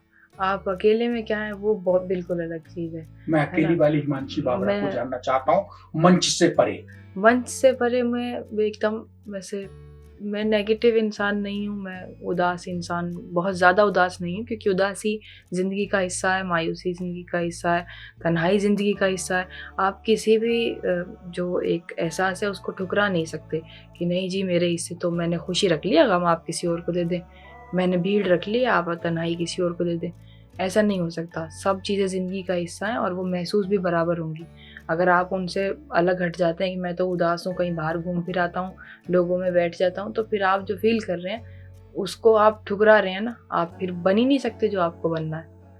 आप अगर ये सोच लें कि मैं तो उदास हूँ, मन ठीक नहीं है, मन ठीक नहीं है तो फिर उसको सहो, उसका भी एहसास करो। हिमांशी, लड़का या मर्द जब घर से बाहर कमाने निकलता है तो कहा जाता है मेहनत मशक्कत करने के लिए, खानदान परिवार चलाने के लिए। लड़की जब आपकी उम्र में बाहर निकलती है तो कहा जाता है कमाने जाने लगी है। हाँ तो यही तो है, मैंने कहा था लड़कियां जंग में यही जंग है बस सारी की सारी, लोगों के दिमाग से कैसे लड़ा जाए। लेकिन वो लड़ने की जरूरत भी नहीं है, अपना काम करना है। हिमांशी, जब चीजें आती हैं जहन में लिखने की, सामने कागज हाथ में कलम होता है और सन्नाटा होता है, तभी उतर पाती है। नहीं, कभी कभी आप भीड़ में अकेले होते हैं तब भी हो जाता है। उस वक्त क्या करती हो? उस वक्त भी अगर शेर ना ऐसे एकदम से, मेरे साथ तो ये है कि एकदम से कोई बात जहन में आई और वो शब्दों में ढली और वो हो गई, फिर उस पर काम किया जाता है कि हाँ इसको और कैसे सुधारा जा सके। लेकिन होता तो एकदम से ये लिखने के लिए एकदम से वो कैफियत अलग ही हो जाती है कुछ, फिर वो चीज़ कह के रख ली जाती है, फिर लगाया जाता है थोड़ा सा दिमाग। पहले दिल ही लगाया जाता है, फिर थोड़ा सा दिमाग लगाया जाता है। तो इतना इतना ही है बस। ये हो हिमांशी जाती बाबरा है। बेचने के लिए शायरी लिखती हैं कि बिकूं मैं बाजार में, मेरी शायरी के लोग हों चाहने वाले, या यहाँ से? मेरा तो ऐसा है कि मैंने बस शेर कहने हैं जो मुझे अच्छे लगें, जिन्हें मैं कह के मुझे सुकून मिले, मुझे थोड़ा हल्का महसूस हो कि हाँ कोई शेर हो गया मुझसे, या मैंने अपनी कोई बात कह दी, क्योंकि मैं वही कर रही हूँ जो मुझे फील हो रहा है और मैं नहीं बोल पा रही हूँ किसी से, वो मुझे लिख देना और फिर उसके बाद में वो अपना ऊपर वाला जाने। मैंने कभी इस नीयत से कि मुझे काम करना है इसलिए शेर कहने हैं, कोई फरेब नहीं मिलाया, कोई झूठ नहीं मिलाया अपने काम में। सच्चे रह के, असली रह के, जो अंदर से है वही बाहर से लोगों को भी दिखना, वो इस चीज के साथ चलते रहे। दुनिया को हंसाने, दुनिया को रुलाने वाले शायर, खास तौर से फीमेल की बात की जाए, महिला की, कहा जाता है टूटी हुई है, जख्म मिले हुए हैं, धोखा खाई हुई है प्यार में। हिमांशी बाबरा पे कोई लगता है इनमें? ये बात तो सबके साथ की है। लोग अपना असली जो उनकी फीलिंग है उसको दिखा नहीं पाते, लोग जो है वो सामने आ नहीं पाते। लोगों के पास नकाब है, हमारे पास है नहीं, हम जो हैं वैसे ही हैं। हमसे बिना वजह उदास है तो उदास है, खुश है तो खुश है।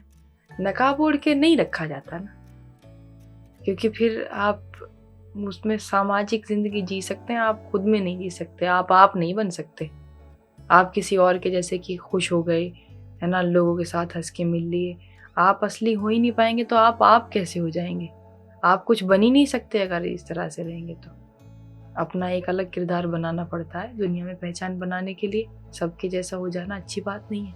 शायर सनकी होता है, वो उस हद तक का सनकी होता है, कितना बेहतरीन लिख के लाता है और सुनाता है कि सारे सुनने वाले उसकी तारीफ करने में आ जाते हैं, सलाम बजाने में। शायर की लड़ाई खुद से है, उसे खुद से बेहतर होना है, उसे किसी और से बेहतर होना ही नहीं। अगर कोई और लोगों से बेहतर होने के लिए लिख रहा है ना, और लोगों से बेहतर कहने के लिए लिख रहा है, तो फिर वो ज़्यादा वक्त तक नहीं कर पाएगा चीज़ें, क्योंकि रेस है, रेस में बहुत पीछे रह जाना, ये सब चीज़ें बेकार है। आपको सीधे सीधे जितना धीमे चलोगे उतना लंबा चल पाओगे, जितना अपने आप से तेज़ अपने आप को करोगे कि मैं पहले इतना चला था मुझे इतना चलना है, आप किसी और से रेस लगाओगे तो आप नहीं चल पाओगे। हिमांशी, कुछ सहेलियां हम उम्र जो निकल गई पीछे छोड़ आई, क्योंकि एक हिमांशी निकली अपने सर्कल में बाहर मंच पे पहुंची, उन सबकी क्या प्रतिक्रियाएं होती हैं? मेरी दोस्त नहीं थी, मतलब ऐसे अच्छा नहीं लगता था लोगों से ज़्यादा बात करना, तो काम काम के लिए अगर कभी मुझे कोई ज़रूरत पड़ी उतना बोल लेती थी, ज़्यादा नहीं बोलती थी। तो दोस्त तो नहीं है, एक दोस्त थी जो कि 10th के बाद शायद, वो भी मुझसे ज़्यादा एक उम्र नहीं थी, मेरी सबसे बड़ी बहन की जैसी उम्र थी, बड़ी बहन से भी ज़्यादा। मतलब अपने हम उम्र लोगों से मेरी नहीं बनती, मैं बात नहीं कर पाती उन लोगों से, पता नहीं क्यों, एज गैप भी नहीं है फिर भी। पर वो मुझसे 6-7 साल बड़ी होंगी। उनका नाम प्रिया था, है अभी वो, तो उनकी तो शादी हो गई। मैं लेकिन मुझे अभी ऐसा नहीं है कि कनेक्शन नहीं है, अब भी है, बात करूँ तो हो जाती है, लेकिन थोड़ा सा अलग महसूस करने लगते हैं लोग जब हम खुद भी दूरी ना बनाएं किसी से, हम ज़्यादा बिजी हो जाएं, तो कहीं ना कहीं लोगों को ऐसे लगने लगता है कि अगर हम इनसे बात करेंगे, जो अच्छे लोग हैं हमारे जैसे, तो वो बात करने से पहले ये सोचते हैं कि अगर हम इनसे ज़्यादा बात करेंगे तो इन्हें ये ना लगने लगे कि इनके फेम की वजह से या अभी ऐसे हो गए तो बात कर रहे हैं। हिमांशी कहते हैं शोहरत, दौलत ये इंसान को आसमान पे पहुंचाती है और जमीन पे आने नहीं देती है, त्रिशंक में हवा में उड़ता है। आपको तो 22 साल की उम्र में ऊपर वाले ने, परवरदिगार ने सब कुछ सौंपा है, कैसे काबू किए हुए खुद को? सौंपा ऊपर वाले ने, ऐसा नहीं है ना कि दे दिया कि लो रखो, करो चीज़ें जो करनी है। उस पर चीज़ें जब खुद करते हैं ना, मेहनत से करते हैं, तो उसकी थकान भी होती है, तो उसके बाद ज़्यादा नहीं चला जाता, बिना वजह का नहीं भागा जाता। वो उतना ही है कि हाँ ठीक है, ऊपर वाले ने जितना दिया है। सब्र जो चीज़ है वो हर किसी में नहीं आता, और कितनी ही उम्र हो जाए, कुछ हो जाए, शोहरत में पागल होते हुए तो बहुत से लोग देखे हैं मैंने भी, है ना, दौलत में पागल होते हुए बहुत से लोग देखे हैं, लेकिन जिसको नहीं होना होता उसको होना ही नहीं होता। ये सारी चीजें ऊपर वाला ही संभाले हुए। अच्छा हिमांशी, आपकी तलाश ऐसे, उम्र ऐसी है कि किसी न किसी तलाश में जुटी होंगी, जो लोग समाज है उसके हिसाब से हो तलाश में किसी की, खुद को ढूंढ रही हो? थोड़ा सा खो जाता है थोड़ा इंसान, तो फिर वो वापस खुद को पाने की कोशिश ही रहती है, और मुझे अब ऐसा एहसास होने लगा कि वो कोशिश ही रहती है, बस हो नहीं पाता। हार चुकी हो इसलिए कह रही हो? नहीं, पाने की कोशिश में नहीं, उम्मीद खत्म हो गई है मिलने की? ऐसा भी नहीं है, कोशिश करने से तो खुदा मिल जाते हैं लोगों को, तो फिर है ना, पर अब चाहिए नहीं। कभी था, चाहिए था। हाँ थोड़ी सी लगी थी कि हाँ क्या है ये सब चीजें, छोड़ो सब कुछ, लेकिन अब नहीं, अब तो क्या लगा था, कब लगा था? बात करो, आज खुल के बात करनी है। जो तुम उगलती नहीं हो कुछ, हाँ, बहुत पाचन शक्ति तुम्हारी बड़ी है, सिर्फ मंच पे बोलती है और फिर गायब हो जाती हो। आज कहो, मैं सुनना चाहता हूँ। क्या सवाल था हमारा? सवाल ये था, किसी को पाने की कोशिश की और नहीं मिला, और कोशिशें जारी हैं। किसी को पाने की कोशिश की और वो नहीं मिला, तो वो एक बहुत छोटी चीज है, ये बहुत छोटी चीज है, ये सबके साथ आता है। अगर किसी और को पाने की कोशिश है, किसी चीज को पाने की कोशिश है, ये कोशिश तो सभी करते हैं। कि आपने?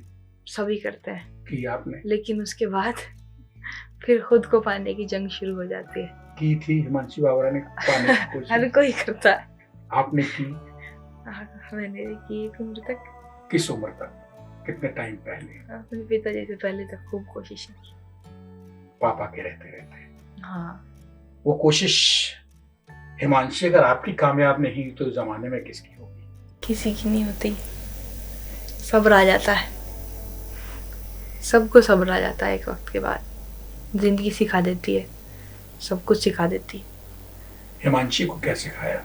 खुद के साथ चलना, काम करना, और यही आखिर है कि आप जाने पहचाने सब चीजें।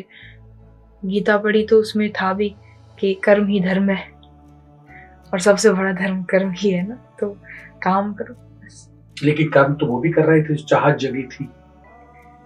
वो तो जिंदगी भटकाने के लिए कुछ चीजें होती हैं, आपको ट्रैक पे लाने के लिए ना। इधर से भी आप ऐसे भागते हुए बच्चे होते हो, इधर भी भाग रहे हो, इधर भी भाग रहे हो, है ना। तो इस तरफ से ठोकर, इस तरफ से ठोकर, वो इसलिए होती है कि सीधे चलो, बहुत आगे जाना है।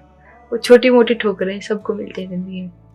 मतलब जो उम्र भटकने की थी वो भटकने में निकल गई, अब आगे बढ़ गए हो।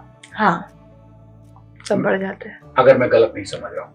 हाँ, वो भटकाव कहीं अभी भी आके कुरेदता है सूखे हुए जख्मों को? नहीं, अब इतना वक्त ऐसा है ही नहीं कि किसी चीज को, पुरानी चीजों को सोचा जाए। लेकिन ऐसी यादें तो भुलाई नहीं जाती, झूठ मत बोलो। बिल्कुल भुलाई नहीं जाती, लेकिन वक्त ऐसा नहीं है कि सोचा जाए। खुद बैठ के नहीं सोच सकते। आपके बैकग्राउंड में चीजें चलती रहेंगी, लेकिन जहां आप उसको लेके बैठोगे ना तो आप रुक जाओगे। कोई भी एहसास कभी नहीं मरता, हमेशा रहता है आपके साथ।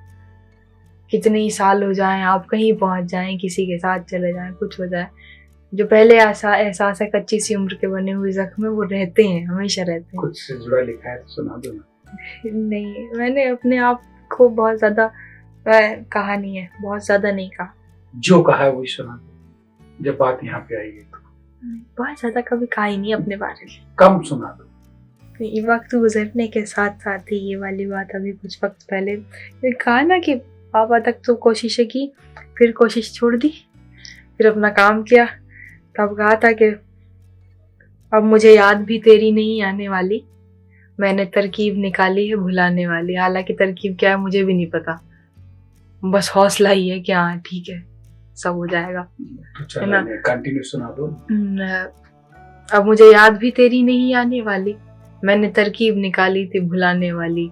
खाली हाथों को तकें रोएं करें भी क्या और, खाली हाथों को तकें रोएं करें भी क्या और, उम्र दे आए मोहब्बत को कमाने वाली। बहुत खूब। और उसकी मर्जी है मेरे साथ रहे या ना रहे, उसकी मर्जी है मेरे साथ रहे या ना रहे, मैंने हर बात बता दी ना बताने वाली। तो इसी तरह से वो चीजें तभी होती हैं जब उनका एहसास होता है। और बहुत से एहसास तो मैं इसलिए मारे हुए हूँ कि मैं कोई ऐसी बात नहीं कहना चाहती कि मेरे घर वाले सोचे ये क्या। मंच शुरू हो जाओ फिर कि तुमको समझने के लिए बैठा, समझ नहीं पा रहा हूँ और न समझ पाऊंगा। ये सब गलतफहमियां मेरी दूर करके जाओ आज के पॉडकास्ट में। मैं क्योंकि गूगल साफ है, यूट्यूब साफ है, हिमांशी बाबरा सिर्फ शायरी करती है, उसके अलावा कहीं नजर नहीं आती। कम से कम स्टेट मिरर के माध्यम से ही लोगों को पता लगे कि भाई ये लड़की है, तूफान है। बताना ही क्यों होता है? हमारे लिए, किसी की तसल्ली के लिए तो सब कुछ करते हैं ना। किसी की खुशी के लिए ही तो तुम सब कुछ कर रहे हो, जमाने के लिए ही तो लिख रहे हो। तो सुनाओ, बताओ, जो रखे हुए हो दबा के। आप तो बहुत खुली दिल के इंसान हो। खुली दिल की, खुली हाथों की। तो इस किताब को पलट के क्यों, मरोड़ के क्यों रखा हुआ है? थोड़ी से हवा के साथ पन्ने पलट दो तेज। नहीं, ठीक है, ठीक है। ठीक नहीं है, मैं समझ रहा हूं। नहीं, बस ठीक है, सब कुछ नहीं ठीक है ना। सब कुछ ठीक होता तो फिर मैं इतनी देर क्यों लगाता? हाँ, मैं देख रही हूँ कि आप बार बार सोच रहे हैं कि अभी इसको समाप्त कर दूं, लेकिन आप चाह रहे हैं कोई बात, काश कोई बात मैं कह दूं, काश बोल दूं। इतना समझ पा रही हूँ मैं। हिमांशी बाबरा वो नहीं है जो उसके मुंह में शब्द डाले जाएं, अल्फाज और वो बोल दे। मैं वो चाहता हूं जो वो बोलना चाहे, लेकिन मैं सुनने के लिए बेताब। जिंदगी बहुत बड़ी है, आगे भी, पहले भी थी। सबकी अलग अलग कहानियां हैं, मेरी अलग है। मैंने जो आम जिंदगी है, मेरे साथ सिर्फ परेशानी जो है वो इतनी सी है कि मैं ज़्यादा, थोड़ा आम लोगों से थोड़ा ज़्यादा महसूस करती हूँ चीज़ों को। जो हादसे लोगों के साथ गुजरते हैं वो मेरे साथ भी गुजरे होंगे। किसी को खोया होगा, कभी किसी से नोक झोंक हुई होगी, किसी से बात हुई होगी, फिर रिश्ते खत्म हुए होंगे। ये किसी को हटा दो बीच में से, ये शब्द हटाओ फिर बोलो। नहीं, ये किसी अगर इस पॉडकास्ट में भी नहीं निकल के बाहर आया, मैं आ भी नहीं सकता। अगर फिर मेरा खुद पे जो घमंड है वो टूट जाएगा, अगर मैंने किसी को उसके नाम से या फिर किसी और बात से कह दिया या बहुत ज़्यादा, मैं दूसरे की जगह नहीं आ सकती ना। लोग कुछ बोलें, कुछ भी हो, अपनी जगह तो बोलो। अपनी जगह मैं सिर्फ इतना कह सकती हूँ कि वो देखने वाला है, वही है जो है। इतनी जल्दी सरेंडर कर दिया और शायरा बन गई आप। मैं अपनी बात कह सकती हूँ बस, कहो ना, सुनाओ। पर क्या कहूँ, कोई जो बात लिखा होगी है, तो सही। जो जहां इनसे जुड़ा हुई कुछ सुनाओ, जो आपने सब बातें बताई हैं। सब ऐसे ही है। ऐसे नहीं है, हिमांशी बाबरा भीड़ नहीं है। हिमांशी बाबरा के पीछे भीड़ है, आगे भीड़ है, आप फिर भी उस भीड़ में नहीं है। मैंने तो अपनी चीजों पे बहस करने के लिए छोड़ दिया, मतलब ऐसा कि कभी सोचा नहीं ज्यादा। अपनी ही तरफ से, सामने वाले की तरफ से उसकी सफाइयां भी खुद ही दे ली। तो कभी किसी ने कोई बर्ताव किया है ना, जैसे कोई शायरी परायों की तरह कभी बर्ताव किया, लोग चले गए। हर किसी के साथ जो भी है, लोग तो हर किसी की जिंदगी से चले जाते हैं। हर रिश्ता अपनी एक्सपायरी डेट लेके आता है ना। तो मैंने कहा था कि तुम तो फिर गैर हो, तुमसे तो शिकायत कैसी, मेरे अपने मुझे गैरों की तरह देखते हैं।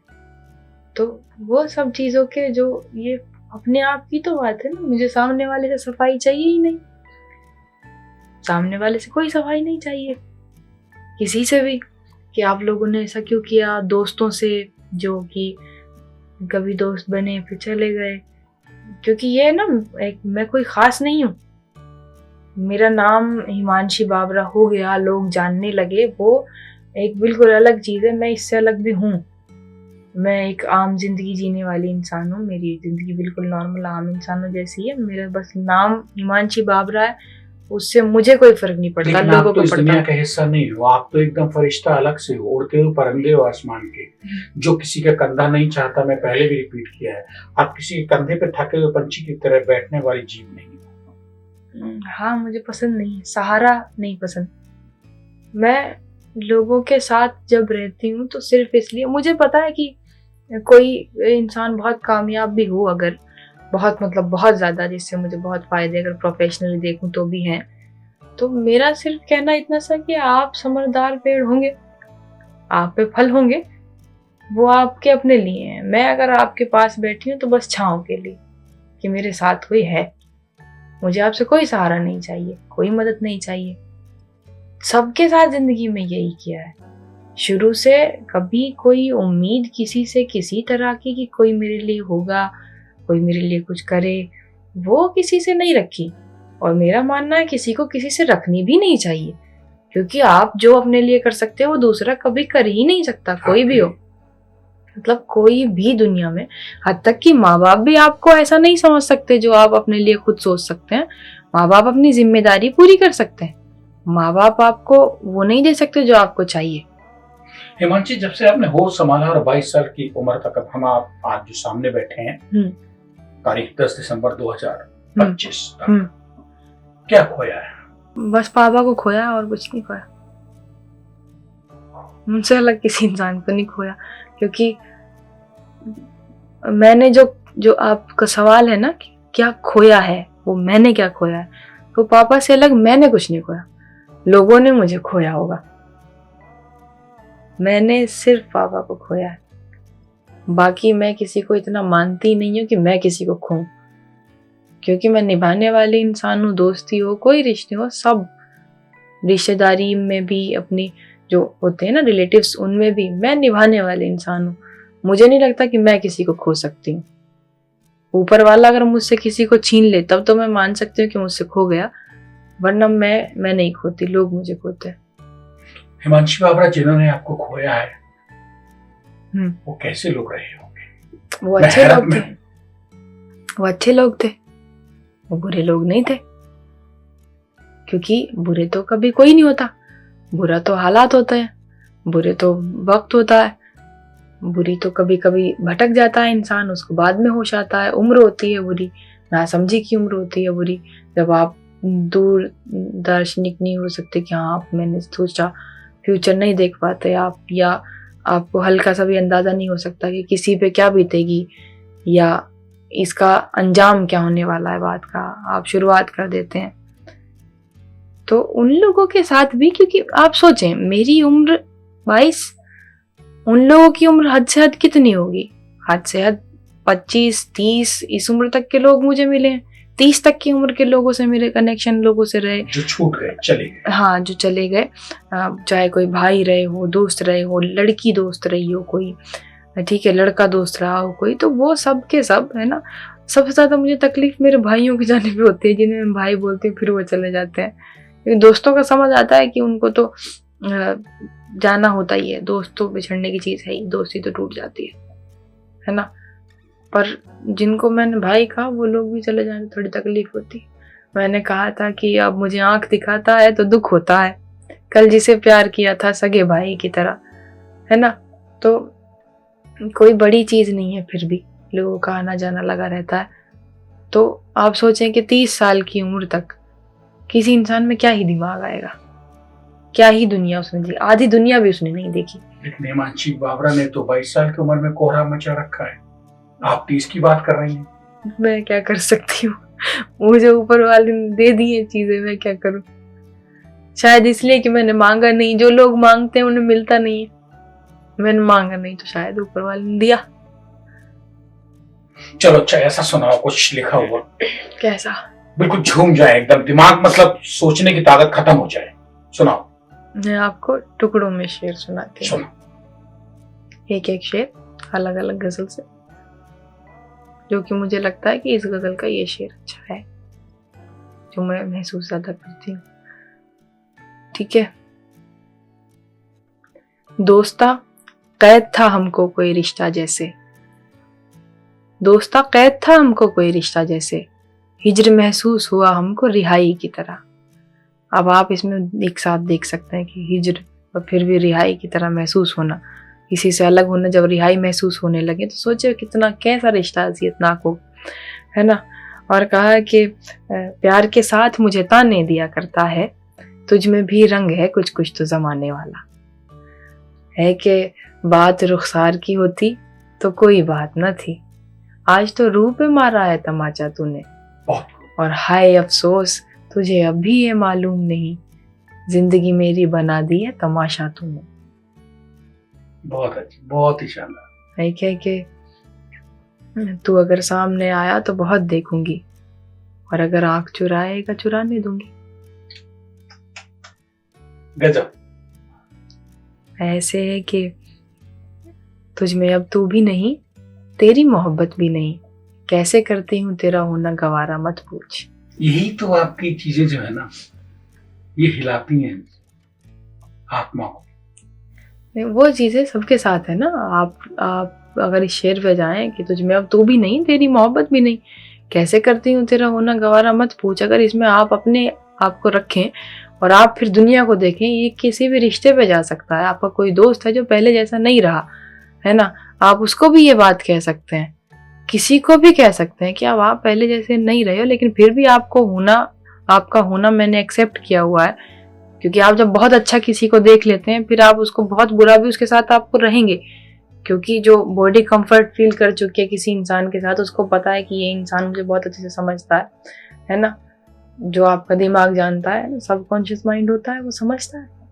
कंफर्ट जोन जिसके साथ है उसके साथ है, आप चाहे किसी से सर फोड़ने वाली लड़ाइयाँ क्यों ना हो जाए, लेकिन जिस इंसान से आपका कंफर्ट जोन था पहले, वो अगर आपको 4 साल बाद भी मिलेगा, 4 साल का आपका गैप हो गया, उसके बाद भी वो आपको मिलेगा, तो वही रहेगा, है ना। 4 साल पहले वाला।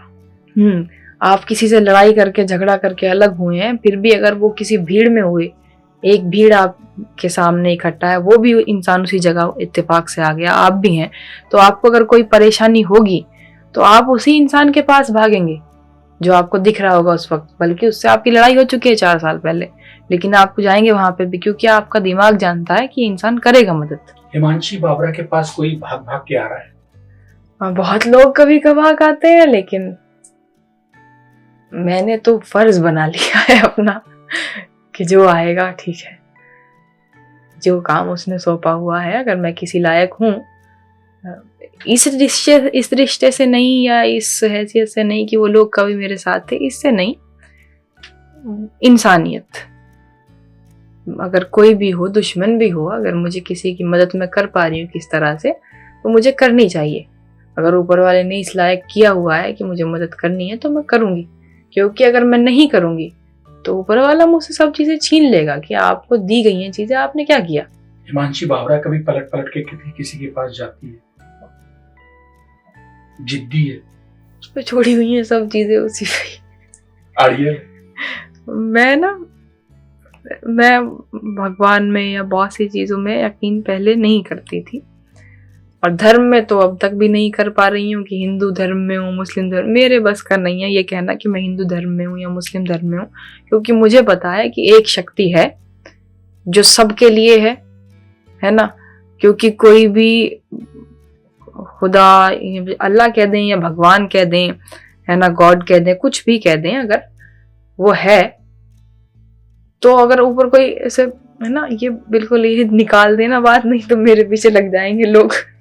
ये बात इस तरह से है कि अगर ऊपर वाला है कोई, एक अल्लाह हो गया, एक भगवान हो गया, एक वो ईसाई वाले साहब जी हो गए हमारे, एक सिख लोगों के हो गए, है ना, तो ऐसा कैसी वो, या तो मैन्युफैक्चरिंग मशीन एक जैसी है उनकी बनाने वाली कि उन्होंने इंसान सब एक जैसे बनाए, सबके दो हाथ बनाए, है ना। अल्लाह ने बनाए तो उसने अपने वालों के दो हाथ बनाए, दो पैर बनाए, मुंह बनाया। भगवान ने बनाए तो उसने भी देखा कि अच्छा ये वाली मशीन जरा मुझे पकड़ाना, मुझे अपने इंसान बनाने। मैन्युफैक्चरिंग प्लांट अलग अलग है। हाँ, तो वो चीजें मैं तो मान नहीं पाती हूँ, लेकिन मुझे ये पता है जो कि सबसे ठीक चीज है, सबसे बड़ा धर्म इंसानियत का है। और अगर आप किसी चीज से डर के कोई चीज करेंगे, आप ये सोचेंगे कि मैं ये काम नहीं करूंगा वरना मुझे नरक मिलेगा, मैं ये काम नहीं करूंगा वरना अल्लाह का अज़ाब मुझ पे बरसेगा, ऐसी चीजें अगर सोच के आप किसी गलत काम से बच रहे हैं, फिर तो आपके अंदर डर है, फिर तो आप इंसान नहीं है, वो डर में आगे कर रहे हैं चीजों को।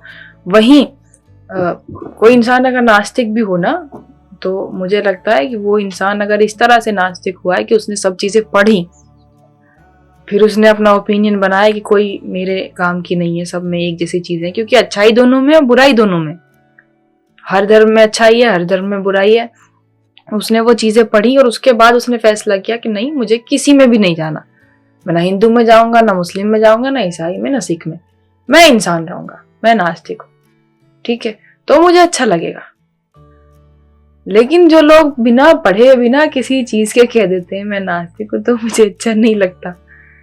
इंटर जैसे तैसे कर पाई है बेचारी। हाँ, और उसके बाद भी पढ़ाई लिखों के कान काट रही है। अगर हिमांशी पॉडकास्ट में ना बताएं कि भाई जैसे तैसे तो मैं हाई स्कूल निकली हूँ, फेल फाल होकर पास हुई हूँ, इंटर तक लाले पड़ गए करने के। ये लाले से एक लड़की के शेर है, मेरी दोस्त है, बहन जैसी है, वो कहती है कि उनके अंदाज ही निराले थे, वो जिन्हें देखने के लाले थे। क्या कहने। तो मैं क्या बता रही थी, मैं तो ठीक हूँ, फिर भी ना मैंने अपना जो ध्यान ज्यादा लगाया, वो बेशक से वो स्कूल वाली, कॉलेज वाली ये पढ़ाई मेरे बस की थी भी नहीं, ज्यादा कागज इकट्ठे करने होते तो और बात होती, लेकिन मैं अब करूंगी क्योंकि ये जरूरी है, आपको हर तरह की नॉलेज आपके पास होनी चाहिए। लेकिन मैंने वैसे किताबें, अपना नॉलेज वैसे बाहर की इकट्ठा बहुत की, मैंने वैसे पढ़ाई बहुत की, मैंने सुना बहुत, मैंने समझा बहुत, मैंने लोगों से बातचीत की, क्योंकि बहुत सी चीजें आपको किताबों में नहीं मिल सकती। हिमांशी, कुछ कम तालीम ले पाना, हालात परिस्थितियां जो भी रहे हो पास्ट में, अतीत में, लगता है कि और पढ़ लेना चाहिए था, किताबी ज्ञान लेना चाहिए? हाँ, लगता तो है, बिल्कुल लगता है, क्योंकि आप मैच नहीं कर पाओगे, आप अपनी फील्ड में आगे हो, मैं शायरी में आगे हूँ, लेकिन मैं अगर किसी से बातचीत पढ़ाई पे लेके कर पाऊँ, मैं कर पाऊंगी? मैं नहीं कर पाऊंगी। अफसोस होता है, होना बनता है, लेकिन अफसोस के साथ में आप कर सकते हो, वक्त नहीं बीता, बिल्कुल कर सकते हो, तो मैं अब जाके वो चीजें करूंगी। मैं चाहती नहीं हूँ ऐसा मौका मेरे पास आए। जिस हिमांशी बावरा ने अभी तक इंटर करके और दुनिया में, शायरी की दुनिया में शोहरत कमाई है, इतनी बड़े बड़े मंच, दुबई, हिंदुस्तान, जाने और कहाँ गई होंगी आप, अब क्या करोगे पढ़ाई के लिए, तालीम के लिए, क्या मन है? BA LLB। LLB क्यों? थोड़ी नॉलेज ज्यादा हो, इस तरफ भी हो। जुडिशरी की, वकालत की। मतलब कि दुनिया की मुझे नॉलेज है। मैथ्स मेरे बस का नहीं है ज्यादा, लेकिन दुनिया की नॉलेज है, साहित्य की तरफ की है ना, इधर की ही नहीं है। तो मैं चाह रही हूँ कि इस तरफ भी थोड़ा सा हो जाए। वकालत पढ़ के क्या करोगे? किसी काम की तो है नहीं। लिखनी तुमने शायरी है जिंदगी भर, लोगों को सुना सुना के मंच के नीचे बैठे होंगे, उनको पागल करोगी, उनको अपने तक ढुलाओगी, रुलाओगी और चली जाओगी अपना लिफाफा लेके मंच से उतर के। वो तुमको टटोल रहे होंगे गूगल पे कि ये शेर कब कहा, क्या है, उसके अल्फाज क्या हैं। जैसे हम ही कह रहे हैं कि सुनाती रहो सुनाती रहो। लेकिन फिर भी ये जो है, ये ऐसी चीज है कि जितना बाकी चीजें इस्तेमाल करने से खत्म होती है, लेकिन इसको जितना इस्तेमाल करो उतना अच्छा होता है, उतना ज्यादा होता है, उतनी प्रैक्टिस बनती है, उतना ज्यादा बड़ा होता जाएगा आपका ज़हन। हिमांशी बाबरा बहुत दुखी किया है तुमने, लोगों को खुश भी किया। मैं दोनों ही बातें कह रहा हूँ अपनी शायरी से। पीछे पीछे घूमते हैं लोग, जहां तुम जाती हो वहां भी पहुंच जाते हैं सुनने के लिए। ठीक है, भले ही पेट में खाना ना हो, लेकिन जेब में जनरल डिब्बे की बोगी का टिकट लेके लोग हिमांशी बाबरा का मुशायरा सुनने पहुंचते हैं, कभी सम्मेलन सुनने पहुंचते हैं। कुछ तो खास है। सिर्फ इतना खास है कि इंसान के अंदर एक वाइब होती है अपनेपन की, है ना। आप अगर ऐसे लोगों में, जो आम लोग हैं, उनमें बिल्कुल ऐसे हो जाएंगे कि मैं बहुत खास हूँ, अलग हूँ ना, तो आप खास बनने के चक्कर में उन लोगों से अलग हो जाएंगे। एक आम भीड़ है जिसमें हर तरह का इंसान है, अगर आप उसमें आम भीड़ में खास बनने की कोशिश करेंगे तो आप अलग हो जाएंगे, है ना। लेकिन भीड़ अगर आपको खास बनाएगी, आप भीड़ से जुड़ के रहिए, आप उस भीड़ का सम्मान कीजिए, आप लोगों से प्यार कीजिए, आप अपने छोटों से प्यार कीजिए, बड़ों की इज्जत कीजिए, तो ना आपको भीड़ खुद ब खुद खास बना देगी। और फिर जब आपको वो खास बनाएगी ना, तो अलग नहीं करेगी अपने आप से। हिमांशी बाबरा के भीतर अगर मैं झांकना चाहूँ तो क्या मिलेगा? एक मासूम सी बच्ची मिल जाएगी। और किसने? फिर से बताओ, अगर हिमांशी बाबरा के अंदर मैं झांकना चाहूँ तो क्या मिलेगा मुझे? मैं जैसी बाहर से हूँ ऐसे ही अंदर से हूँ, कुछ अलग नहीं है, दो चेहरे नहीं है, हो भी नहीं सकते थे, कोशिश की हुए नहीं। क्यों करनी पड़ी कोशिश? दुनिया में जीने के लिए आपके पास कम से कम दो चेहरे होने चाहिए, कम से कम। अगर आपके पास दो चेहरे नहीं है तो फिर आपको मुश्किल होगी, लेकिन ऐसा नहीं है कि मर जाएंगे, जी नहीं पाएंगे। सबका कुछ ना कुछ हो जाता है ना। जब मेरा कुछ ना कुछ हो ही गया है तो सबका हो ही जाएगा, मेरे जैसे इंसान का हो गया। जीने के लिए एक सहारा चाहिए होता है दूसरे का। दूसरा इंसान भी अपने अंदर पैदा हो जाता है एक बात के बाद। वो कब होता है? हमेशा होता है, शुरू से होता है। आप पहचानने में थोड़ा सा वक्त लगाते हैं। जब आप दुनिया में सहारा ढूंढना बंद कर देते हैं, तब आप खुद का खुद सहारा बन जाते हैं। हिमांशी बाबरा घुमा गई मुझे। मैं क्या कर सकती हूँ, मैं तो बस बात कही है। जहाँ मैं लाना चाह रहा था वहां से भी चक्का खिला दिया आपने मुझे। आप मुझे कभी वहां नहीं ला पाएंगे जहाँ आप लाना चाहते हैं। कोई नहीं ला सकता। थोड़ा सा हो, मैं आना नहीं चाहती। थोड़ा लोग मतलब जो हिमांशी के चाहने वाले हैं उनके लिए कुछ तो मतलब वो टटोले इस पॉडकास्ट को ढूंढे बार बार कि हिमांशी ने ये बात वहां खोली। ये इतनी बड़ी बातें मैंने जितनी बोली है ना, ये मैंने कहीं नहीं बोली, क्योंकि पॉडकास्ट जिंदगी में एक हमारे इमाम साहब हैं जिनके साथ बैठ के बातचीत की जा सकती है। बहुत अच्छे इंसान हैं, बहुत अच्छे शायर हैं, सीनियर शायर हैं हमारे। उनके साथ एक पॉडकास्ट हुआ था, तो वो ही हुआ था एक। और ये दूसरा पॉडकास्ट है का जिंदगी में। तो लोग तो इस बात पे भी इसको सर्च कर लेंगे आके कि शायरी से अलग कुछ तो बोला। तो इसकी तो फिक्र है नहीं कि ये बात बोली, कुछ तो बोला, ये बात है। ये शुक्रिया इसके लिए, स्टेट में हिंदी के लिए, संदीप चौहान के लिए कि आपने एक फोन किया। हिमांशी, हमारी आपकी कभी पहले बात नहीं। मैं ये बात मैं आपको ये तो मैं भी बताती हूँ कि मैं यहाँ पे आ रही थी तो भाई ने मुझसे कहा कि क्यों जा रही हो, है ना। मैंने कहा पता ही नहीं भैया क्यों जा रही हूँ, है ना। वो कहते पेमेंट है। मैंने कहा नहीं। तो बोले कि फिर क्यों जा रही हो? मैंने कहा उन्होंने बात की तो मुझसे मना हुआ ही नहीं। मैं अपना काम की तरह करती हूँ, क्योंकि वो काम है, अब है तो है, स्वीकारिए उसको, है ना। या तो आपके पास दूसरा प्रोफेशन हो, आप इसको शौक की तरह कर रहे हैं, तो एक अलग चीज़ है कि हाँ, तब आप समझौते कर सकते हैं अपने पेमेंट को लेकर या किसी चीज़ को लेकर। लेकिन जब ये काम यही है तो आप क्या करेंगे, है ना। तब लोगों को समझने की ज़रूरत है। आपको तो समझा कितना ही समझा सकते हैं आप। तो आपने मुझे बोला, मुझसे हुई नहीं मना। वो या तो आपकी टोन में वो बात थी, या पता नहीं क्या वाई बात थी एक इंसान को दूसरे इंसान से। तो कुछ तो था कि मैं मना नहीं कर पाई। मुझे भी नहीं पता क्या मना हुई नहीं। इसके लिए संजीव चौहान स्टेट में हिंदी परिवार आपका तहे दिल से शुक्रिया करने के लिए अपने शब्दकोश में, डिक्शनरी में अल्फाज नहीं रखता है।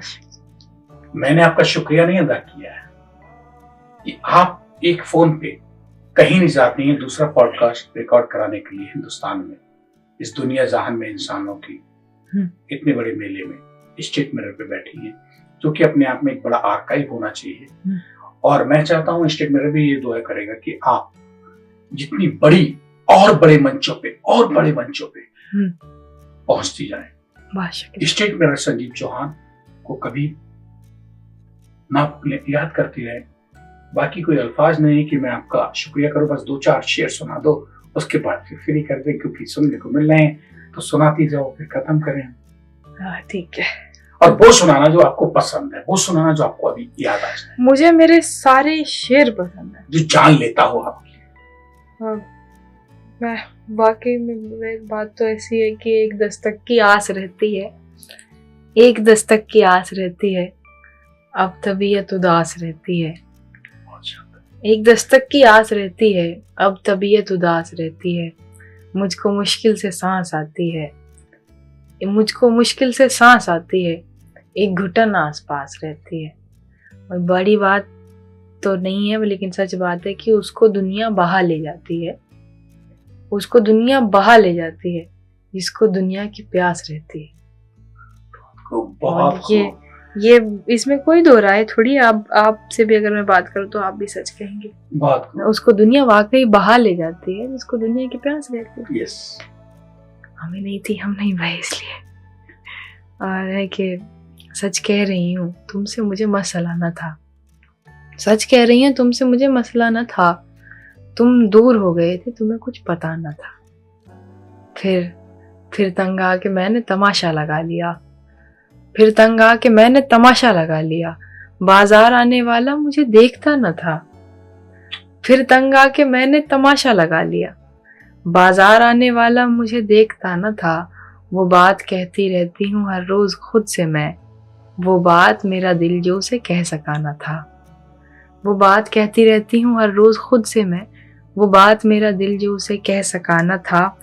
और ये कि उसने भी आके मुझसे पूछा नहीं कैसी हो, उसने भी आके पूछा नहीं मुझसे कैसी हो। मैंने भी अपना हाल किसी से कहा न था। बहुत खूब, है ना। जाता था बार बार कोई छोड़कर मुझे, आता था ऐसे जैसे कभी वो गया न था। बहुत सुंदर, बहुत ही सुंदर। ठीक है हिमांशी बाबरा, कुल मिला के स्टेट पर हिंदी के दर्शकों को फिर से एक बार जिस वक्त बने हुए हमारे साथ बताना चाहूंगा, हिमांशी बाबरा एक ऐसे परिवार से आती हैं जहां लड़कियों का निकलना दूर है, गुनाह है, लेकिन हिमांशी बाबरा को कोई नहीं रोक पाया, क्योंकि वो सहारों की जिंदगी नहीं जीना चाहती हैं, अपने दम पे अपना मुकाम पाना चाहती हैं। मंजिल कहाँ है शायद हिमांशी बाबरा को भी नहीं पता, सिर्फ उड़ रही हैं खुले आसमान में, और कहती हैं कि जितना उड़ोगे उतना उड़ो, आसमान खुला हुआ है, उस पर किसी कौम किसी जात की पाबंदी नहीं है। लिखना है दिल से लिखो, मन की लिखो, जो लिखो वो अपना लिखो। हिमांशी बहुत बहुत शुक्रिया आपका कि आपने इतना वक्त दिया। आपका बहुत शुक्रिया कि आपने मुझे बुलाया, क्योंकि मुझे खुल के बात करने में अच्छा लगा। थोड़ा सा ही सही, लेकिन मैं थोड़ा सहज होके बात मैंने की। बहुत अच्छा लगा हमें। धन्यवाद स्टेट मिरर से बात करने के लिए पॉडकास्ट में।